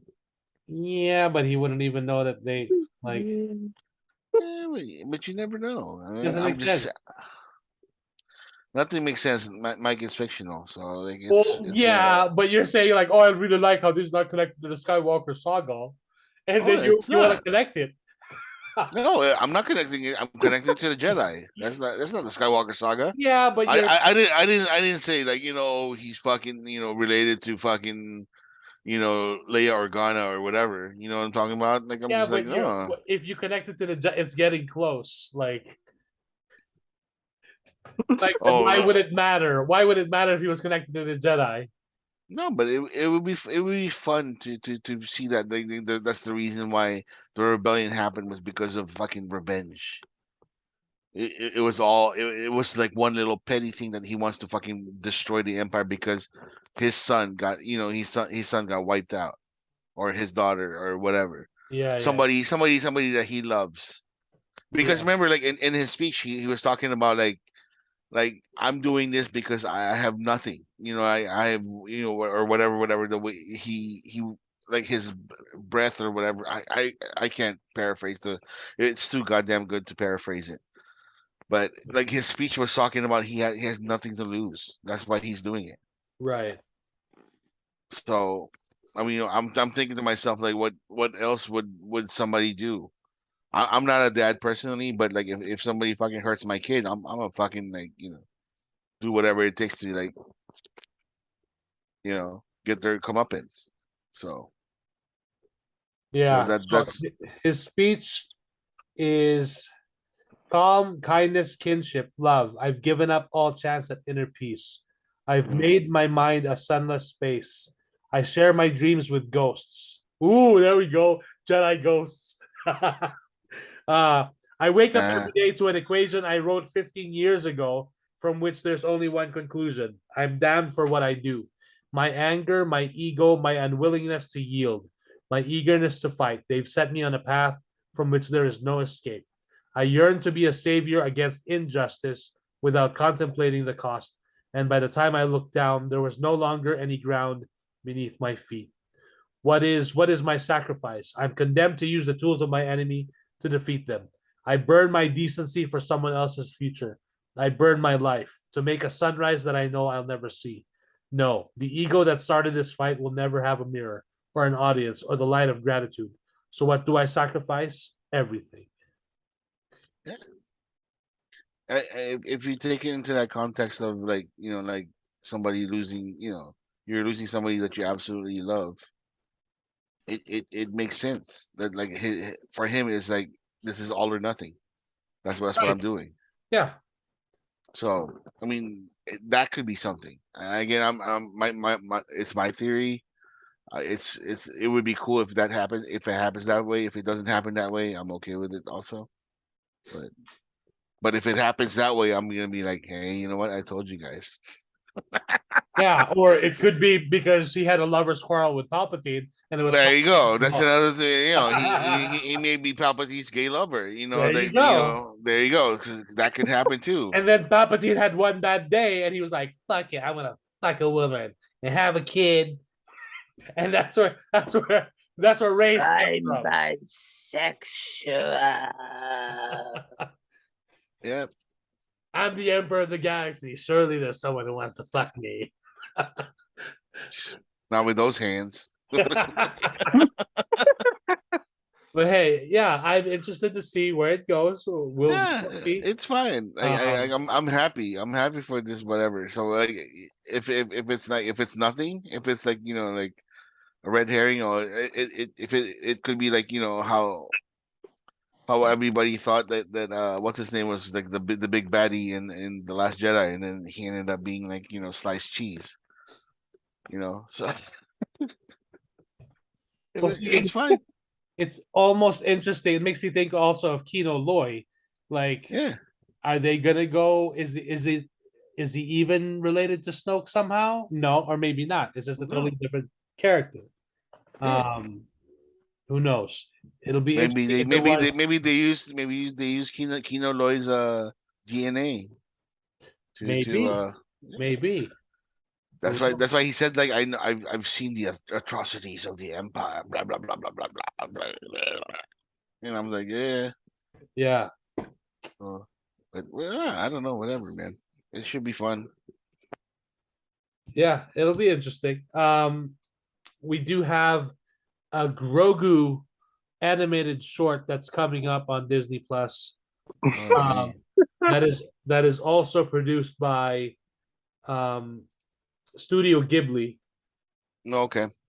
So All that's right, that's the whole baby whole thing promise. that they were teasing. So it's I I really Zen, thought, yeah. Grogu, I and Dust Bunnies. I really thought that this was gonna be a very serious like Studio Ghibli Star Wars connection. That like, that the studio is actually gonna make a Star Wars movie or a Star Wars cartoon based, like just the way with their style. I'm gonna be like, oh my god, that would be so fucking amazing. But then I realized, they don't do that kind of stories. So Well, yeah, they got cutesy What? stuff too. So yeah, Wait, what'd you say it's called? Grogu and the Fuss Buddies? Dust Grogu, Bunnies. Zen, Grogu, and Dust Bunnies, Oh, okay. which is it's now streaming actually on Disney Plus. It started streaming uh yesterday, November. Because it's Studio Ghibli, I have to watch it. So I'm obligated by blood. Yeah, So fuck Studio Ghibli. whatever. Excuse me, Pinhead. Excuse me. They're My So neighbor. overrated. They're What? overrated. it's 3 minutes, a hand-drawn animated short by Studio Ghibli. 3 minutes, so it's really Yeah, short. Because Yeah. there was rumors of a Baby Yoda short. I thought it was live action, and we would see like a small, like 5 minute Baby Yoda short in live action. But they're like, that's too much money. Make a fucking anime hand drawn shit. Oh yeah, Studio Ghibli. There you go. Have Oh that. yeah, it's probably more expensive now because like Ghibli's the one that's fucking having it. So I don't know. Yeah, I mean, there also is season 2 of Star Wars Visions, which I think will be coming next year. So it would be cool if they got an actual episode to do as well. But Can supposedly we're gonna get an brand new slate of animated animation studios. I wish they fucking continued that the last 9 Jedis. That looks like a good ass story. The ninth Jedi, yeah, Yeah. yeah. So That one or the rock and roll one, the one that Jester loves. oh yeah, Uh, yeah. the one with the singing. Yep. So from a galaxy far, far away to a galaxy not so far away. In the 1950s, I'm gonna talk about "Don't Worry, Darling," which is now streaming Woo! on HBO Max. I did watch this immediately after we recorded our last podcast episode last week. Mm. While I was converting the file. So don't worry, darling. Thriller mystery, 2 hours and 3 minutes. Of course, it's 1950s. Alice and Jack live in the idealized community of Victory, an experimental company town that houses the men who work on a top secret project. While the husbands toil away, the wives get to enjoy the beauty, luxury, and debauchery of their seemingly perfect paradise. However, when cracks in her idyllic life begin to appear, exposing flashes of something sinister lurking below the surface, Alice can't help but question exactly what she's doing in Victory. Directed by Olivia Wilde, also stars Florence Pugh, Harry Styles, Olivia Wilde, Chris Pine, Gemma Chan, Sydney Chandler, Nick Kroll, Kiki Lane, Douglas Smith, and then you also have Dita Von Teese, and then lesser known actors, of course. But one of the guys, Asif Ali, who was in WandaVision, one of Vision's co-workers, who had like a brief like scene in WandaVision, actually has a role here, and I recognized him immediately, and I was like, "Hey, good for him! He's getting more stuff." So that's pretty cool to see. This Uh, wasn't the one that like Olivia Wilde was she there was like an issue with like yes, all the drama that you could ever okay. think of that could happen in a movie or even after the movie happened. Harry Styles' role was originally cast by Shia, right? supposed to have Shia LaBeouf. Mm. So stuff happened, of course, and then he didn't do it. Or he supposedly he quit supposedly, but supposedly he was fired. Who knows anymore? There's different stories out there. It Mm. would have been interesting to see Shia LaBeouf in Who this role. cares? It makes me think if all the drama didn't happen, would this movie perhaps have been better received? Who knows? Um, I thought it was interesting visually. There's some interesting stuff going on. I enjoyed. I really liked Florence Pugh's performance. Of course, she was great. Chris Pine was great. Gemma Chan didn't have a whole lot to do. I think she could have done more. Olivia Wilde as well. Of course, she was directing it, so she had a smaller role. I thought it was interesting and fascinating, but it was just interesting that the drama, and all the things behind, like was it Cannes? I think it was the Cannes Film Festival where they screened it. Florence Pugh did not do press. She did not even walk the red carpet with the cast, or I think she kind of like separated herself from Olivia Wilde. Is that the same festival where Styles was supposed to has spit Yes, on Chris Pine too? yes, yes, Okay. yes, where he supposedly spit on Chris Pine, which it looked like he said he didn't, but when you look at the video, I mean, to me at least, it looked like he did. Like It did to me too, but Chris was like, exactly, no, but I was like, dude, you let's know, not play this game. yeah, and like I'm like, if I was Chris Pine, I'm like, holy shit, he had he had a lot of patience to deal with that shit. Like, Me, Yeah, he because did you know what I because mean? if it was me, I would have busted his fucking teeth out of his mouth. I don't if care. because if it was Orlando Bloom, he would have punched him out like Orlando punched out fucking Justin Bieber for being Yeah, a dickhole. so Yeah. Pretty yeah, much. but yeah, I give this movie I give this movie a 6 out of 10. It's still interesting to watch. I still recommend checking it out. Some Mm. really interesting things going on here. But even when I first saw the trailer, it already captivated me as far as like what's going on. There's something mysterious going on here. It already piqued my interest. But the fact that the drama overshadowed the movie, it just got out of hand. Like, whoa, holy shit. Mhm. That's yeah, interesting to have that much. It's one thing to have, I guess, the drama made people talk about it, but to what cost? Like, it's one thing to have people talk about your movie and see your movie, and it's another to like not even, maybe people also got just fed up with it and like, no, I don't want to see that movie. There's so much bullshit going on there. Like, You're so nicer than I am, I'll tell you. yeah. So what'd you think, Pinhead? I thought it was a 3 out of 10. Um, quite frankly, I thought this movie was trash. There was some really great concepts. I'm not gonna be completely that negative guy, but I'm getting tired of these people trying to be like M. Night Shyamalan and not executing M. Night. Everybody likes to trash on M. Night Shyamalan, but even in M. Night Shyamalan's worst, he at least he fulfills his destiny. You guys need to stop doing this shit.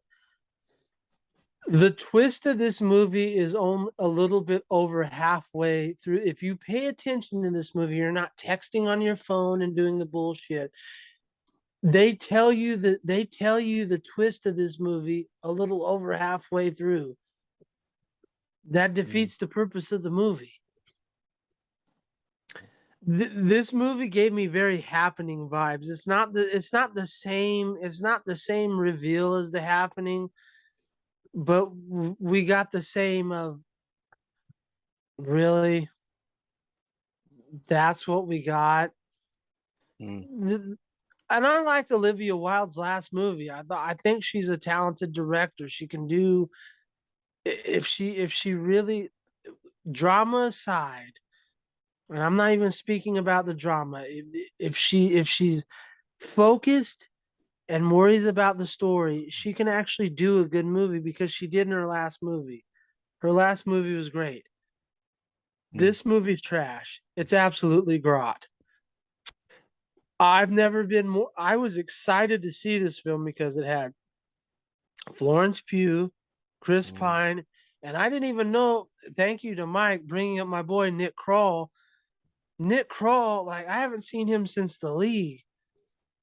Nick Kroll's a great comedian, and he actually did a good job as an actor. This movie was trash. I hated it from. The only part I liked about it was Harry Styles ate Florence Pugh's pussy. That was the best part about it. And I would even, now that I know Shia LaBeouf was originally been there, I would have much rather seen that because I know he can eat box. So there you go. Harry Styles, from what I know, I don't know nothing about him. He's a musician, correct? One Direction. That's a boy Okay. band. Stick to your day job, pal, because as an actor, you're mediocre on a good day. So stick to your day job as a musician. I'm sure you sing all the great flutes and hoots. You do all that good shit. As an actor, you're grot. I'll leave it at that. I don't want to drag it out even longer. 3 out of 4 because the set dressing, the set design, some of Olivia's camera choices were ridiculous. Like they were ADD riddled. Like she would spin the camera out of control to where you're like, and I know what the reason why she's doing it, going to film school. I understand why she did that. It's supposed to represent dynamic and suspense, but she did it completely wrong because it almost went into an ADD sensation to where the number one goal for everybody going into any movie, I don't care what movie it is. I don't care if it's a superhero film, a horror movie, a drama, a suspense. The number one goal in a film is to make sure that you're doing a film that makes the audience feel like they're not watching a film. There were too many distracting shots, so I'll give her a 4 out of 10. That's what it is. Don't worry, darling. And you're mostly getting a 4 out of 10 because the pussy eating scene. You know, I'll give you credit, Harry Styles. You can eat pussy. So I'll give you that. That's why you get a 4 out of 10. Other than that, this movie was grot. I gotta go watch this movie. Well, that's the only reason why, because they literally tell you the twist ending halfway through the film. That's not a good thing. You know, I'm done with Stepford Wives. Oops. You know, there you go. Yeah, and like you said, some of the concepts like I thought was also interesting. Yeah, they were. I wish we got a little bit more. I wanted more about what with a twist without spoiling it. I wanted more into like why they kind of explain it, but I kind of wanted to see the inception of it and the explanation. Exactly. Of yeah. Exactly. They do explain it, but they do it very lazily. Yeah. And that's the reason why it doesn't execute. If they and so everybody understands this isn't us being stupid. Watch the movie. If we could go into spoilers, we could break it down for you. If you actually watch the movie, they don't explain shit. They don't explain fuck all. They just go, is reasons. We've been down this road in other episodes. Reasons is not a good enough reason to explain your story. Okay, you got to tighten up the script. You got to tighten up the directing. Mike's 100% right. There are great concepts here. You don't execute them properly. Please stop doing this and stop trying to be M. Night Shyamalan unless you can. Because, like I said, you can say what you want about M. Night Shyamalan. At least he executes the fucking twists and storylines in his films, even in the worst ones like The Happening. Whether they're bad or not, Right. he executes them. And it's fully explained. Exactly. It's fully explaining. You either Yeah. go, "Oh, that's awesome," or you go, "Really?" And where This movie was just like, why? and I like your explanation of M. Night Shyamalan, and it's a perfect example because at least whether you like the movie, whether you like the M. Night Shyamalan movie or not, whatever movie it is, you still got a full explanation, and you weren't left like, what the hell was Wondering. that? Exactly. You You were know? going, huh? Even if you hated it or liked it, you still got an explanation. This movie's just like, figure it out on your own, dumbass. Yeah. It's Like like, okay. I'm watching a movie, right? You want to show me? You want to show me stuff? Exactly. Can you show me stuff? Am I taking a test or watching a movie? Figure it out on your own, Like I'm asshole. not listening to an audiobook. Like Exactly. Like, I mean, even if it's an audiobook, they still give enough, details like story, history, whatever, the exactly. origin, the inception. Exactly. Come on, like And that's why I said, if stuff. you guys are gonna be like M. Night Shyamalan, at least execute like M. Night Shyamalan. Shit. Yep. But yeah, I haven't check it seen out. it. Check it out, Kuya. Yeah, check it out, Kuya. It'll be I haven't seen it, but like because like Pinhead said there's somebody eating pussy. I'm like, all right, I'll take a gander. And I think you see some nippies. Oh you hey, do. You see a there you little bit of go. nippies too. That Yeah, is true. I yeah, There forgot you about go. the nippies. The nip- There you yeah. go. So, I'm. oh, go ahead. Is it Black Widow titties? Is it, what are we talking about? Is that what it is? Yeah, but it's like through a shirt. I'm like, Ah, I mean, after the way the pussy's eaten, that may not be because there's eating. It ain't a cute lick. There's eating. yeah. because in It makes that me well wonder if he was actually doing that shit because he that went that to Chris town. that Chris Pine William Wallace movie, fucking he did something with Florence Pugh that was like, oh, hey, there you go. Well, that was more. This is less. Yeah. Okay. This So is less. okay. Yeah. So, but hey, check it out. It's He was interesting. too busy No, eating I pussy. got you. I got you. Yeah. I'll take a gander. Yeah. Don't.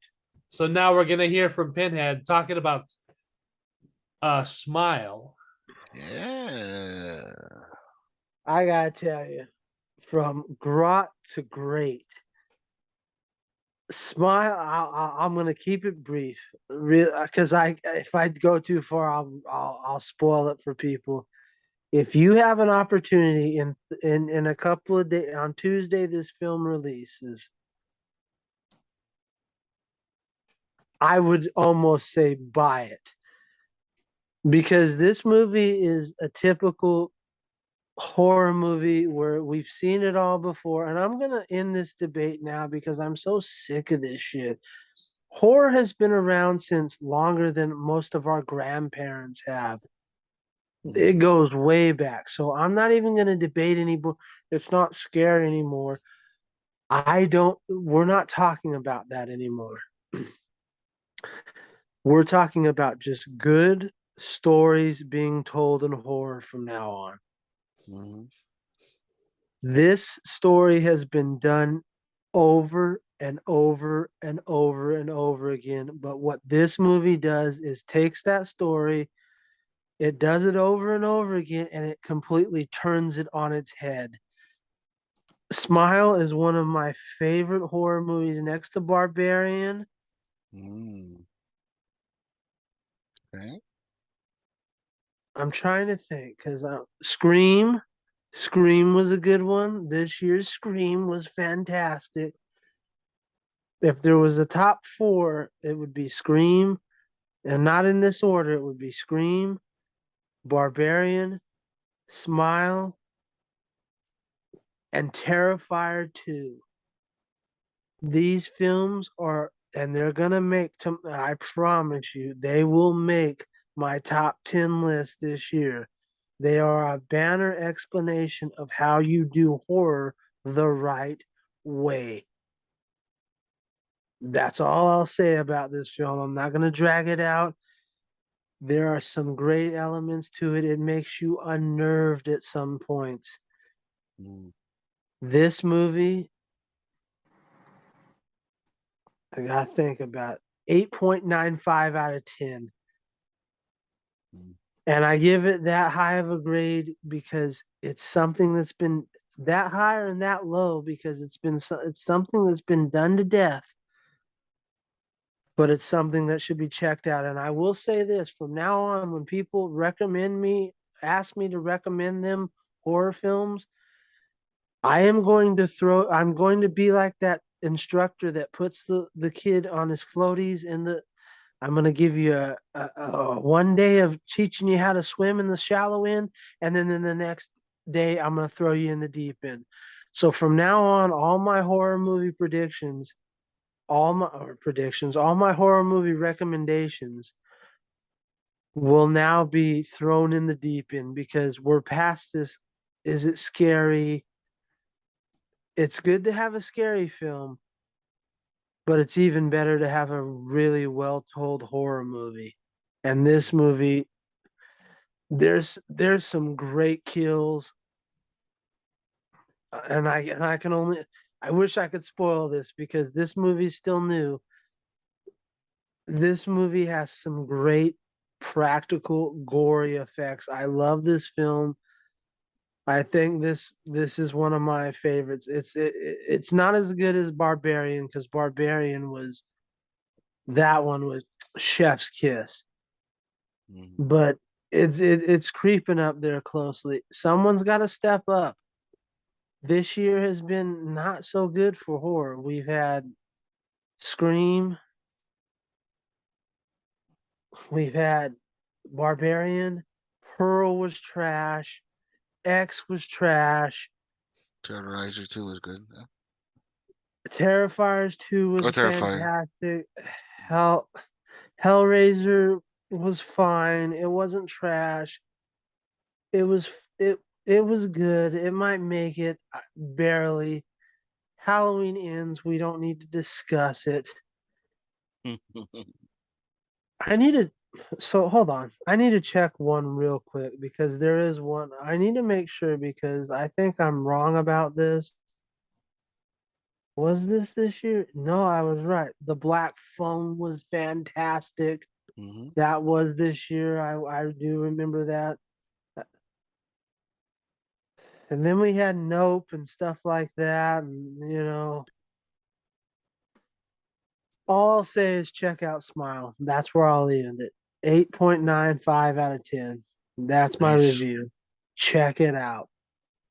Nice.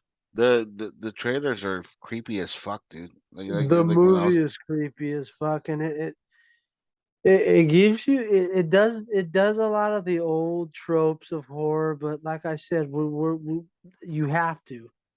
You Mhm. have to pick and choose. You have to pick, but what it does is it turns the old tropes on its head. And the main villain, the entity, because that's what it is fucking grotesque. You only see it for a few sequences, but when you actually see the main villain, the entity, for a couple of sequences, I think it's like 5 minutes out of the whole hour and 55-minute movie. It sits with you and it makes you unnerved. It makes you go like, oh fuck. It's like Dead Space type of like old Resident Evil type of like, oh what the fuck. It gives you the best I can say is it gives you, if it doesn't scare you, it gives you the fucking heebie jeebies. Mm. It makes your skin crawl, and that's what I love. I just want the heebie jeebies. I don't want to be scared. I just want the heebie jeebies. For those of you, those young folks out there that don't know what the heebie-jeebies are, look that up for you. But it gives you that unnerving heebie-jeebies feeling. I love this movie. Mm. Fantastic. It's awesome, man. 8.95 out of 10. I'm sticking with that. Nice. Nice. So moving on, just gonna talk about a trailer that dropped for John Wick Chapter 4, which Ooh. will be out on March 24th. So February we get Ant-Man and the Wasp: Quantumania. March 24, 2023, we get John Wick Chapter 4. April is a Super Mario movie. May is Little Mermaid. So it looks If I like, may interject real yeah. quick, March 10th we get Scream 6. Oh, wow, that's right. They moved it away from John Wick because they didn't want the smoke. So That was smart because John Wick Chapter 4, this trailer, oh man, just when you thought, like, and I thought, like, John Wick Chapter 3, like, okay, we're good, right? Trilogy, nice. And then, of course, with the way that movie ends, like, oh, there's more. Of course, there's more. Please bring on some more. Keanu. Looks Give, yeah, like, it- give hell us the yeah. lore. Give us the lore of the table. Give us the lore of everything. yeah. So we're getting Jesus. that. And we're getting Donnie Yen Yep. versus Keanu. Yep. Yeah. Fuck yes. For some reason, the trailer that they showed before Black Panther Wakanda Forever, that last part where they're shooting at each other and blocking the bullets with the sword, that was a lot shorter in the trailer in the theater than it was online. So I thought, like, that was interesting because that was my favorite part in the trailer. Why was it seemed like it was edited in the theater? But that looks cool. So that's directed by Chad Stahelski. And of course, like, It's the same director from the first three, right? Or no? good question. I'm not sure. Let's see.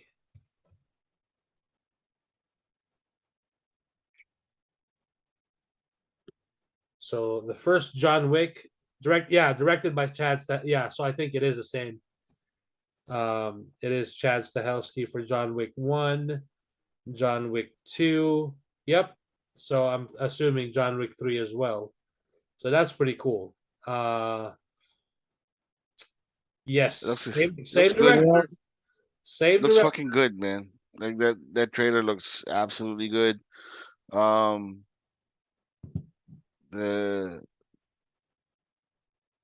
what do you call fucking Lawrence Fishburne's character? The The something handler. king. No, that the something king. The beggar king. Right? The beggar king. Bowery King. Bowery. Oh, Yeah. okay. Yes. Yes. Yeah. And then you I got your was- boy from Deadwood, Winston, Yep. Ian McShane.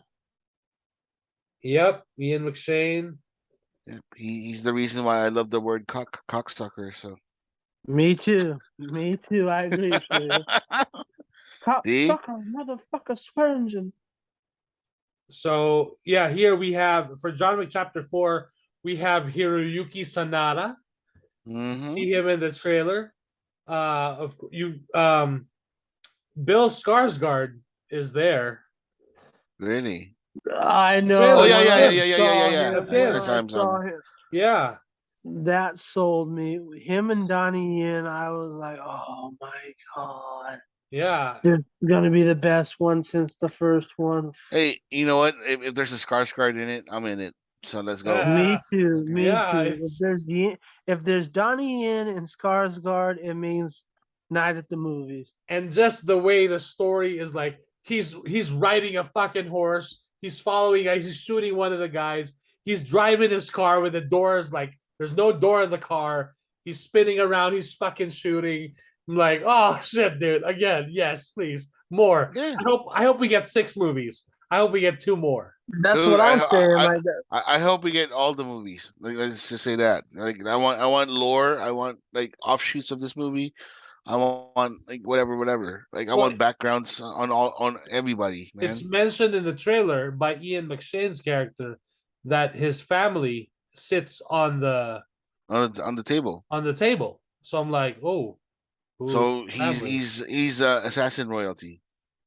Yeah, and speaking of family, that's why I put in the private chat. Keep giving me more of these because if we can get 10 Fast and the Furious films, We I'll can take get like 10. We We can can get get 10 10 John ten Wick. John Wicks. Make Yep. it 20 John Wick chapters. Fine. Holy I shit. don't dude. care as long as Keanu's doing it. Dude, I remembered when everybody was like, why the fuck is Keanu doing this kind of movie? Like nobody gives a shit about Keanu Reeves Why anymore. not? Why Right? not? And then when we saw the Why first John not? Wick movie, I was like, yeah, there's a reason why. I Yeah, was like, in the first movie, that's where he fucking took out guys with a pencil, and that's No, great. that's no, that's not the second one. Was it a second one?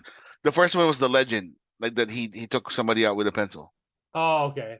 And then we saw Yeah. it in the second movie. Yeah. Right. And not for nothing, there is a reason why the last John Wick movie did gangbusters, and the last, Matrix movie bombed at the box office. Yeah. We've moved past the Matrix and we're into John Wick territory. Yeah, we're in the John Wick era now. It's all about John Wick. Like, yeah, exactly. We don't care about Matrix. Yeah, I love the fact when people say, "Oh, the realism in John Wick is amazing." I'm like, the fuck are you talking about? well, the Like, fight choreography is fantastic. no. Like that's what I'm talking about. I'm like, if somebody gets shot like multiple times, they're not gonna keep on fighting. They're gonna fucking go down. Well, Keanu but- will. Keanu but then again, that's why the fantasy of the John Wick, the lore of Baba Yaga, the one that he keeps coming back. He's a monster. Everybody's afraid of him. There's a reason why. Right. So I'm just like the realism in Power Rangers is realistic too. So yeah. I love that shit. yeah.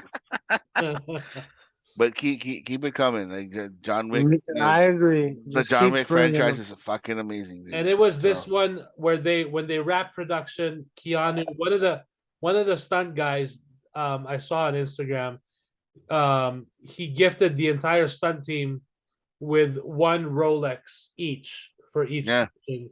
And then on the back of that watch face is the stunt team for John Wick 4. It's a beautiful engraving. And because Keanu's a stand-up guy. Keanu's exactly. He is the shit. People keep saying, do this. No, keep doing John Wick films because he'll keep upping the ante on his. Keanu is an amazing dude, and anybody that says anything negative about him should be shot in the head. Yep, I love Keanu. Stabbed with a pencil. I love Keanu, man. Keanu's like a real dude, man. I don't know if you guys know like heard about the memes about Keanu, like with posing for pictures with fans or with people. Yeah, I've seen the picture. His hands are like away from not everybody. Even touching the women. Yeah, he's not touching their body. And I'm just like, his hands are open. No, drama free. I got that. He's I love a perfect that. example of a gentleman. What was I gonna say? That video where he got stuck in a plane ride or a bus ride with people. Yeah, there was no layover, or there was no he was stuck on a road trip with a bunch of guys, and he was just an average person, like just a normal guy. And everybody was like, "Holy shit, it's Keanu Reeves!" And he's like, "Hi guys." I mean, even when he was promoting Cyberpunk the first time it came out, and everybody's like, "You're awesome," and he's like, "No, you're awesome." See, like, that's rock and roll Keanu. right there. That's Keanu. Yeah. So when I looked at the comments for the trailer for John Wick 4 on YouTube, a lot of the comments, especially the ones that were getting 1,000+ likes, were a lot of I watched this series because of Keanu and the fact that he put so much dedication into the action sequences and the training. And exactly. And it really is like, and that's what a lot of people. Because that motherfucker really is a sharpshooter. He can blow your fucking head off. No, like have you seen the training in YouTube? Yes, like I have. It's amazing. Yeah, he dedicated so much time and all the hard work to actually doing. I mean, he did it with the Matrix, the first Matrix. Yep. I mean the trilogy. He learned, he put so much into. He literally learned kung fu. Right. And that's why when he says I know kung fu, he really fucking knows kung fu. He learned kung fu from Yen Wu Ping, which is the greatest action director in fucking Hong Kong. I'm like, when you have that opportunity, I mean, I know. I was like, Jesus, like. Even Yen Wu Ping was fucking impressed by him. He's like, "Oh, this kid ain't fucking around." Yeah, he's good. And most of all, he saved the universe how many times already? With with his band, fucking Will he even stop LA from blowing Wild up with on the Stallions. Yeah, so I'm really excited for the movie. I'm looking forward to it. I I just can't wait. I can't wait to see him beat up some fucking assholes on the big screen. Because that's the thing. When Chapter 2 came out, we saw it opening weekend, and I was like, "Fuck yeah, that was awesome." Chapter 3, same thing. Like, so I'm looking forward to Chapter 4. 5, 6, 7, 8, 9, 10. I don't care. Whatever. Yeah, John Wick X in space. I don't In care. space. I don't give a fuck. I don't Put him care. in Like I don't care space. where to Put go. him in Yeah. John Wick versus the Sith. I don't care. Like fucking let's go. Let's go fucking fight him, you know? shit. If he's going in space, I hope he fights Jason Voorhees. Please, Right? Jason please. X versus John Wick. You know what I mean? So Fuck yeah. wow. So it's interesting because I'm looking now. I was just curious. The box office for the first John Wick movie was 86 million worldwide. yeah. How much did it It was cost? it was made for 20 to 30 million. So it quadrupled the That's the first quadrupled the shit. Yeah. right. John Wick Chapter 2 was released in 2017, met with comparable critical and commercial success. Hold on. John Wick 2.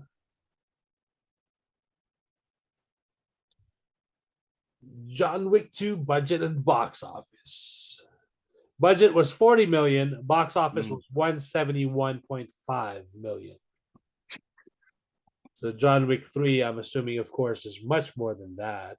Oh yeah, they travel all over the world in John Wick 3. So John Wick 3 is 327.3 million. and the budget is Budget was 75 million. jeez. So That's awesome. yeah. They're going the horror movie route. Yeah. That's how you do it. And it's just like a simple premise. Like, he's going, he's laying waste to everybody because somebody killed his dog. So it's awesome. So Yep. but yeah, man. Yeah. So looking forward to that. That's all I have, unless you guys want to add anything else before we wrap up the show. I'd like to give a shout out to a fallen hero of mine, Kevin Conroy. Oh shit, that's right. Rest in peace, Uh, Kevin Conroy. the only Batman that most of us know, most people right now. Like he played Batman the longest. He starred in Batman TV shows, animated series, even movies, Mike, right? If you count Mask of the Phantasm as a Yeah, animated it was movie. a theatrical release, Yeah. so it was released theatrically. So and also live action Batman. He played Yes, Batman in the what in you the call it? The Arrowverse. Arrowverse, yeah. Yes, he played a darker version of Bruce Wayne who murdered, I think murdered Superman. I can't remember. Yeah. Yeah. He is an icon forever. He's a champion of those uh who felt that they weren't worthy of themselves in life, and he is going to be missed. He's a wonderful person. Yeah, I heard, and I'm not sure because I've never seen, I've never been in line in his lines before for any con. But when Kevin Conroy shows up in a con, that's the number one shit to do outside of Mark Hamill, if I'm not mistaken. Yeah, well, So he definitely and got to meet a lot of fans over yeah, the years. and he will stay. That from what I heard, he will fucking stay until every last fan, or to a certain extent, I guess, until everybody got a picture with him and all that stuff, because he's grateful. So yeah, Yeah, he was a absolute stand-up guy. I only wish I got to meet him, but yeah, he was fantastic. Me too. yeah. So he's very sad. It's sad. I didn't even know he was sick. I didn't realize he was sick, but I guess he was sick. So Yeah, he did not announce his cancer publicly. He Yeah. kept it private. Fuck cancer, man. Yeah. Jesus. So yeah, like rest in power, Kevin Conroy. You made our childhoods way better than what it is, and thank you for sharing your talents. Yeah, and also I'm not sure if this is gonna be. Oh, yeah, I'm not sure if this is gonna be a recommendation or not, but I did see Marilyn on Netflix, the Anna de Armas movie, Oh, blonde. or Blonde or whatever. Yeah. I never got to finish it.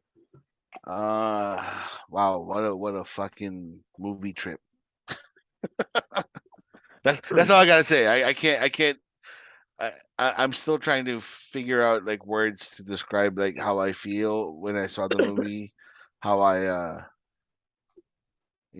how I thought what I thought of the movie and everything. Because basically it is the life of Marilyn Monroe, like from before her rise as a superstar to the very end, so to speak. But like Right. they're showing the deep cuts. They're showing the shit that like not a whole lot of people knew about. But it's not entirely accurate, right? It was based on a book. Yeah, it's based on the book. Yeah. So a lot of like fans were really upset, but you know what? Anna de Armas, the way she portrayed Marilyn was respectable. The way she acted as her was great, and I still don't know how to describe this film. Like I'm like even it reminded me so much of like when I saw um uh what was that Jesus movie with the Caviezel? Passion of the Christ. Yeah, Passion of the Christ. Yeah. Like when I got done with the movie, I just like I just turned off Netflix. I had nothing to say. Like Passion of the Christ, I just left. I just left the fucking movie theater. We're not anywhere to say.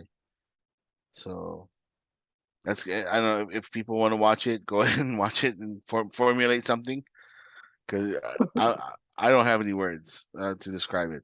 It's yeah, that's the one. So and then RRR is great. I saw it again. So Nice. Pinhead, you have to watch it. Pinhead. RRR is I'm amazing. gonna check it out because you won't shut the fuck up about it. So I gotta Yeah. check it out now. I'll check it out if you check out the new Disturbed album on Friday. Because On that's my Friday. recommendation. On Everybody needs Friday. to go. Friday, the new Disturbed album comes out. You need Okay. to check it out. It's going back from what I've heard. I've heard a couple of their tracks. It's going back to that old Disturbed shit. So, Like back in the like 90s, Disturbed. Prayer, Okay. their first, I wouldn't say sickness, but the Prayer, Hmm. 10,000 Fists, shit like that. So, Okay. Okay. Is the original band still together or not? yes, they're all still together. So Okay. it's time to support Disturbed because their last album was fucking trash. This album's coming back. It's called Divisive. So Okay. and it's gonna be very divisive. So check that out. I'll check out RRR. What is that not the right? It's not RRR. What are you? No, it is. It is RR, but like I just can't wait for you to be like, Kuya, I hate to fucking admit this, but I love this fucking movie. This is the greatest movie I've ever seen this year. I'll say that, or I'll either No, say, Kuya, I hate to admit I I, hated this I film. hate you. I hated every single scene of this movie. But It'll be one or the other at least. you're It'll be you're gonna one or be the other. regardless of how you feel about it, you're gonna be And entertained. it's on Let's just say that. Netflix. It's on Netflix. Yep. Okay. I'll Yeah. check it out. Just I'll yeah. check it out. That's Mike's like done with my recommendations because he's like, yeah, I don't want to have to read like subtitles anymore. that Oh, doesn't bother me. I watch movies with subtitles. I was Yeah. gonna say it. Yeah. Go So watch RRR. I I just think you're gonna like it. Yeah, I'll have to. It's on my list. It I'll have to check it out. yeah, it's over the top. It's so over the top. It's so fucking. I don't know. This is the second week I keep talking about it, but it, I'm every time I watch it, I'm just like Jesus Christ. Like I didn't even realize they went this route. So, but it's fine. Yeah, and then yeah, it was good. Alrighty. So We're good. that we good. Yeah, I'm good. I gave Alrighty. my recommendation. Awesome. Well, that's the episode. What about you, Mike? You have any recommendations? Don't worry, darling. Don't worry, darling. Uh, Black Panther Wakanda Forever. Check it out. Okay, okay. I am curious to see because I've seen some people react to it. I've seen some 7 out of 10s. It definitely like the whole vibe. I'm looking at it. The first movie was definitely an event. Yeah. This one doesn't feel this on that level. Of course, it's different. It felt like So, it's part of the Marvel universe because the first one wasn't. Like, it didn't feel like it was part of the Marvel universe in a sense because yeah, it it was was. its own thing. Yeah, it was. Nah, man, Yeah, it it was. didn't feel like to me. We were introduced to Black Panther in Civil War. Remember? I understand what you mean, Mike, but again, Yeah. Black Panther on its own as a movie would have worked well Oh yeah. outside of like whatever, but Yeah. but this one I think it needed something to glue like everything together into one. So I Yeah. will say one thing before we go. I forgot to mention to you guys. I finally finished season 1 of Clone Wars. I finally met Ooh. Cadbury Bane. Ooh. good Uh, job. That's awesome. I'm looking forward to season 2. So Nice. I'm gonna be Nice. watching that after we get off. So Yeah. You gotta power through Man, that. dude, because it left off on Jester's a so proud of you. cliffhanger. It left off on a cliffhanger. So Yeah. I'm ready for season 2. Yeah. Jester's so I proud of you, still hate man. Ahsoka. I still hate that little whiny You, bitch, but you will. You'll love her eventually. we'll see. We'll see. Cause she is kind of as annoying as Omega, but fucking We'll see. she got better. Let's just say that. You started I with the hate Clone Ahsoka. Wars movie, right? Yes, Okay. because you told me Nice. to. Yeah. Because you Yeah. told me to, so I Yeah. did. I Yeah. follow Master Mike. Yeah. Did you watch So the cartoon too, or the 3D cartoon? Because there's like two different Clone Wars, right? Like the cartoon I one. watched the cartoon. I'm not that stupid, Kuya. the Thank And then you. there's the the and then OG there's Gendy Tartakovsky. yeah, that Yeah. one. That one was cool. Now that shit back in the day, before Yeah. episode 3, they released that was like 30 or no 1 minute episodes Yep. every fucking night. I waited for that shit in Cartoon Okay, Network. so I saw that on Disney Plus. I was like, "No, I don't think I'm ready for that yet." Yeah. Oh, So you're gonna see the reason why I fell in love with Mace Windu in that fucking short. Okay. So and Okay. then I think the second season was 5 minute episodes yep. leading up to episode 3. But yeah, that was way before Filoni's Clone Wars. Yeah. So I thought you were insulting me with the movie. That's why I said Oh that, no. Kuya. No. No. But yeah, I no. I I I actually agree with you with the Clone Wars. It's a slow burn for everybody. I did agree with you that I hated Ahsoka from the very beginning. From I the first still time. hate her. I think she's a rotten little But bitch. you will fall in love with her. Okay. From this season on, this coming season on, you're gonna start liking her. About the by the end of Clone Wars, I swear to God, she's gonna be your favorite fucking person. All right. I'll I can hold you to guarantee it. you that way. I'll Oh, hold you to it. Snips, Snips I'll and guarantee. Sky Guy Yes, Yeah. snips. and Snips. R2E. R2E. Yeah, I remember that shit. Yeah. Like, oh god. Shit. We're getting closer to Ahsoka the series too. Oh Oh shit. God. Well, we Samurai got Adventure. Rosario, so Samurai I will Adventure. definitely turn off the fucking show if uh Dawson like calls R2D to R2E, man. No, I don't think If she's gonna do that. huh? I don't think she's gonna do that. Hey, if she does it, I'm gonna be like, Well, she already saw R2 I in know, but she Book never of Boba. talked to she never talked to him like in that kind of context. But as soon as she says Artui, I'm gonna turn that shit off. Oh, okay. I Yeah, see. They're doing it just for you now. Watch. They're Yeah. and listening. then I'm gonna turn it back on because she's fine as hell. Yeah. So Yeah. yeah, so Alrighty. Thank you guys for listening. We hope you all enjoyed. Let us know your thoughts on Black Panther Wakanda Forever. Don't worry, darling. Smile. Top Gun Maverick, you name it. Let us know. Clone R Wars. Yeah. R. Rawr. Yeah. Rawr. Rawr. Alrighty. Stay safe out there. See y'all again soon. Bye. Chester likes Elvin titties. Bye.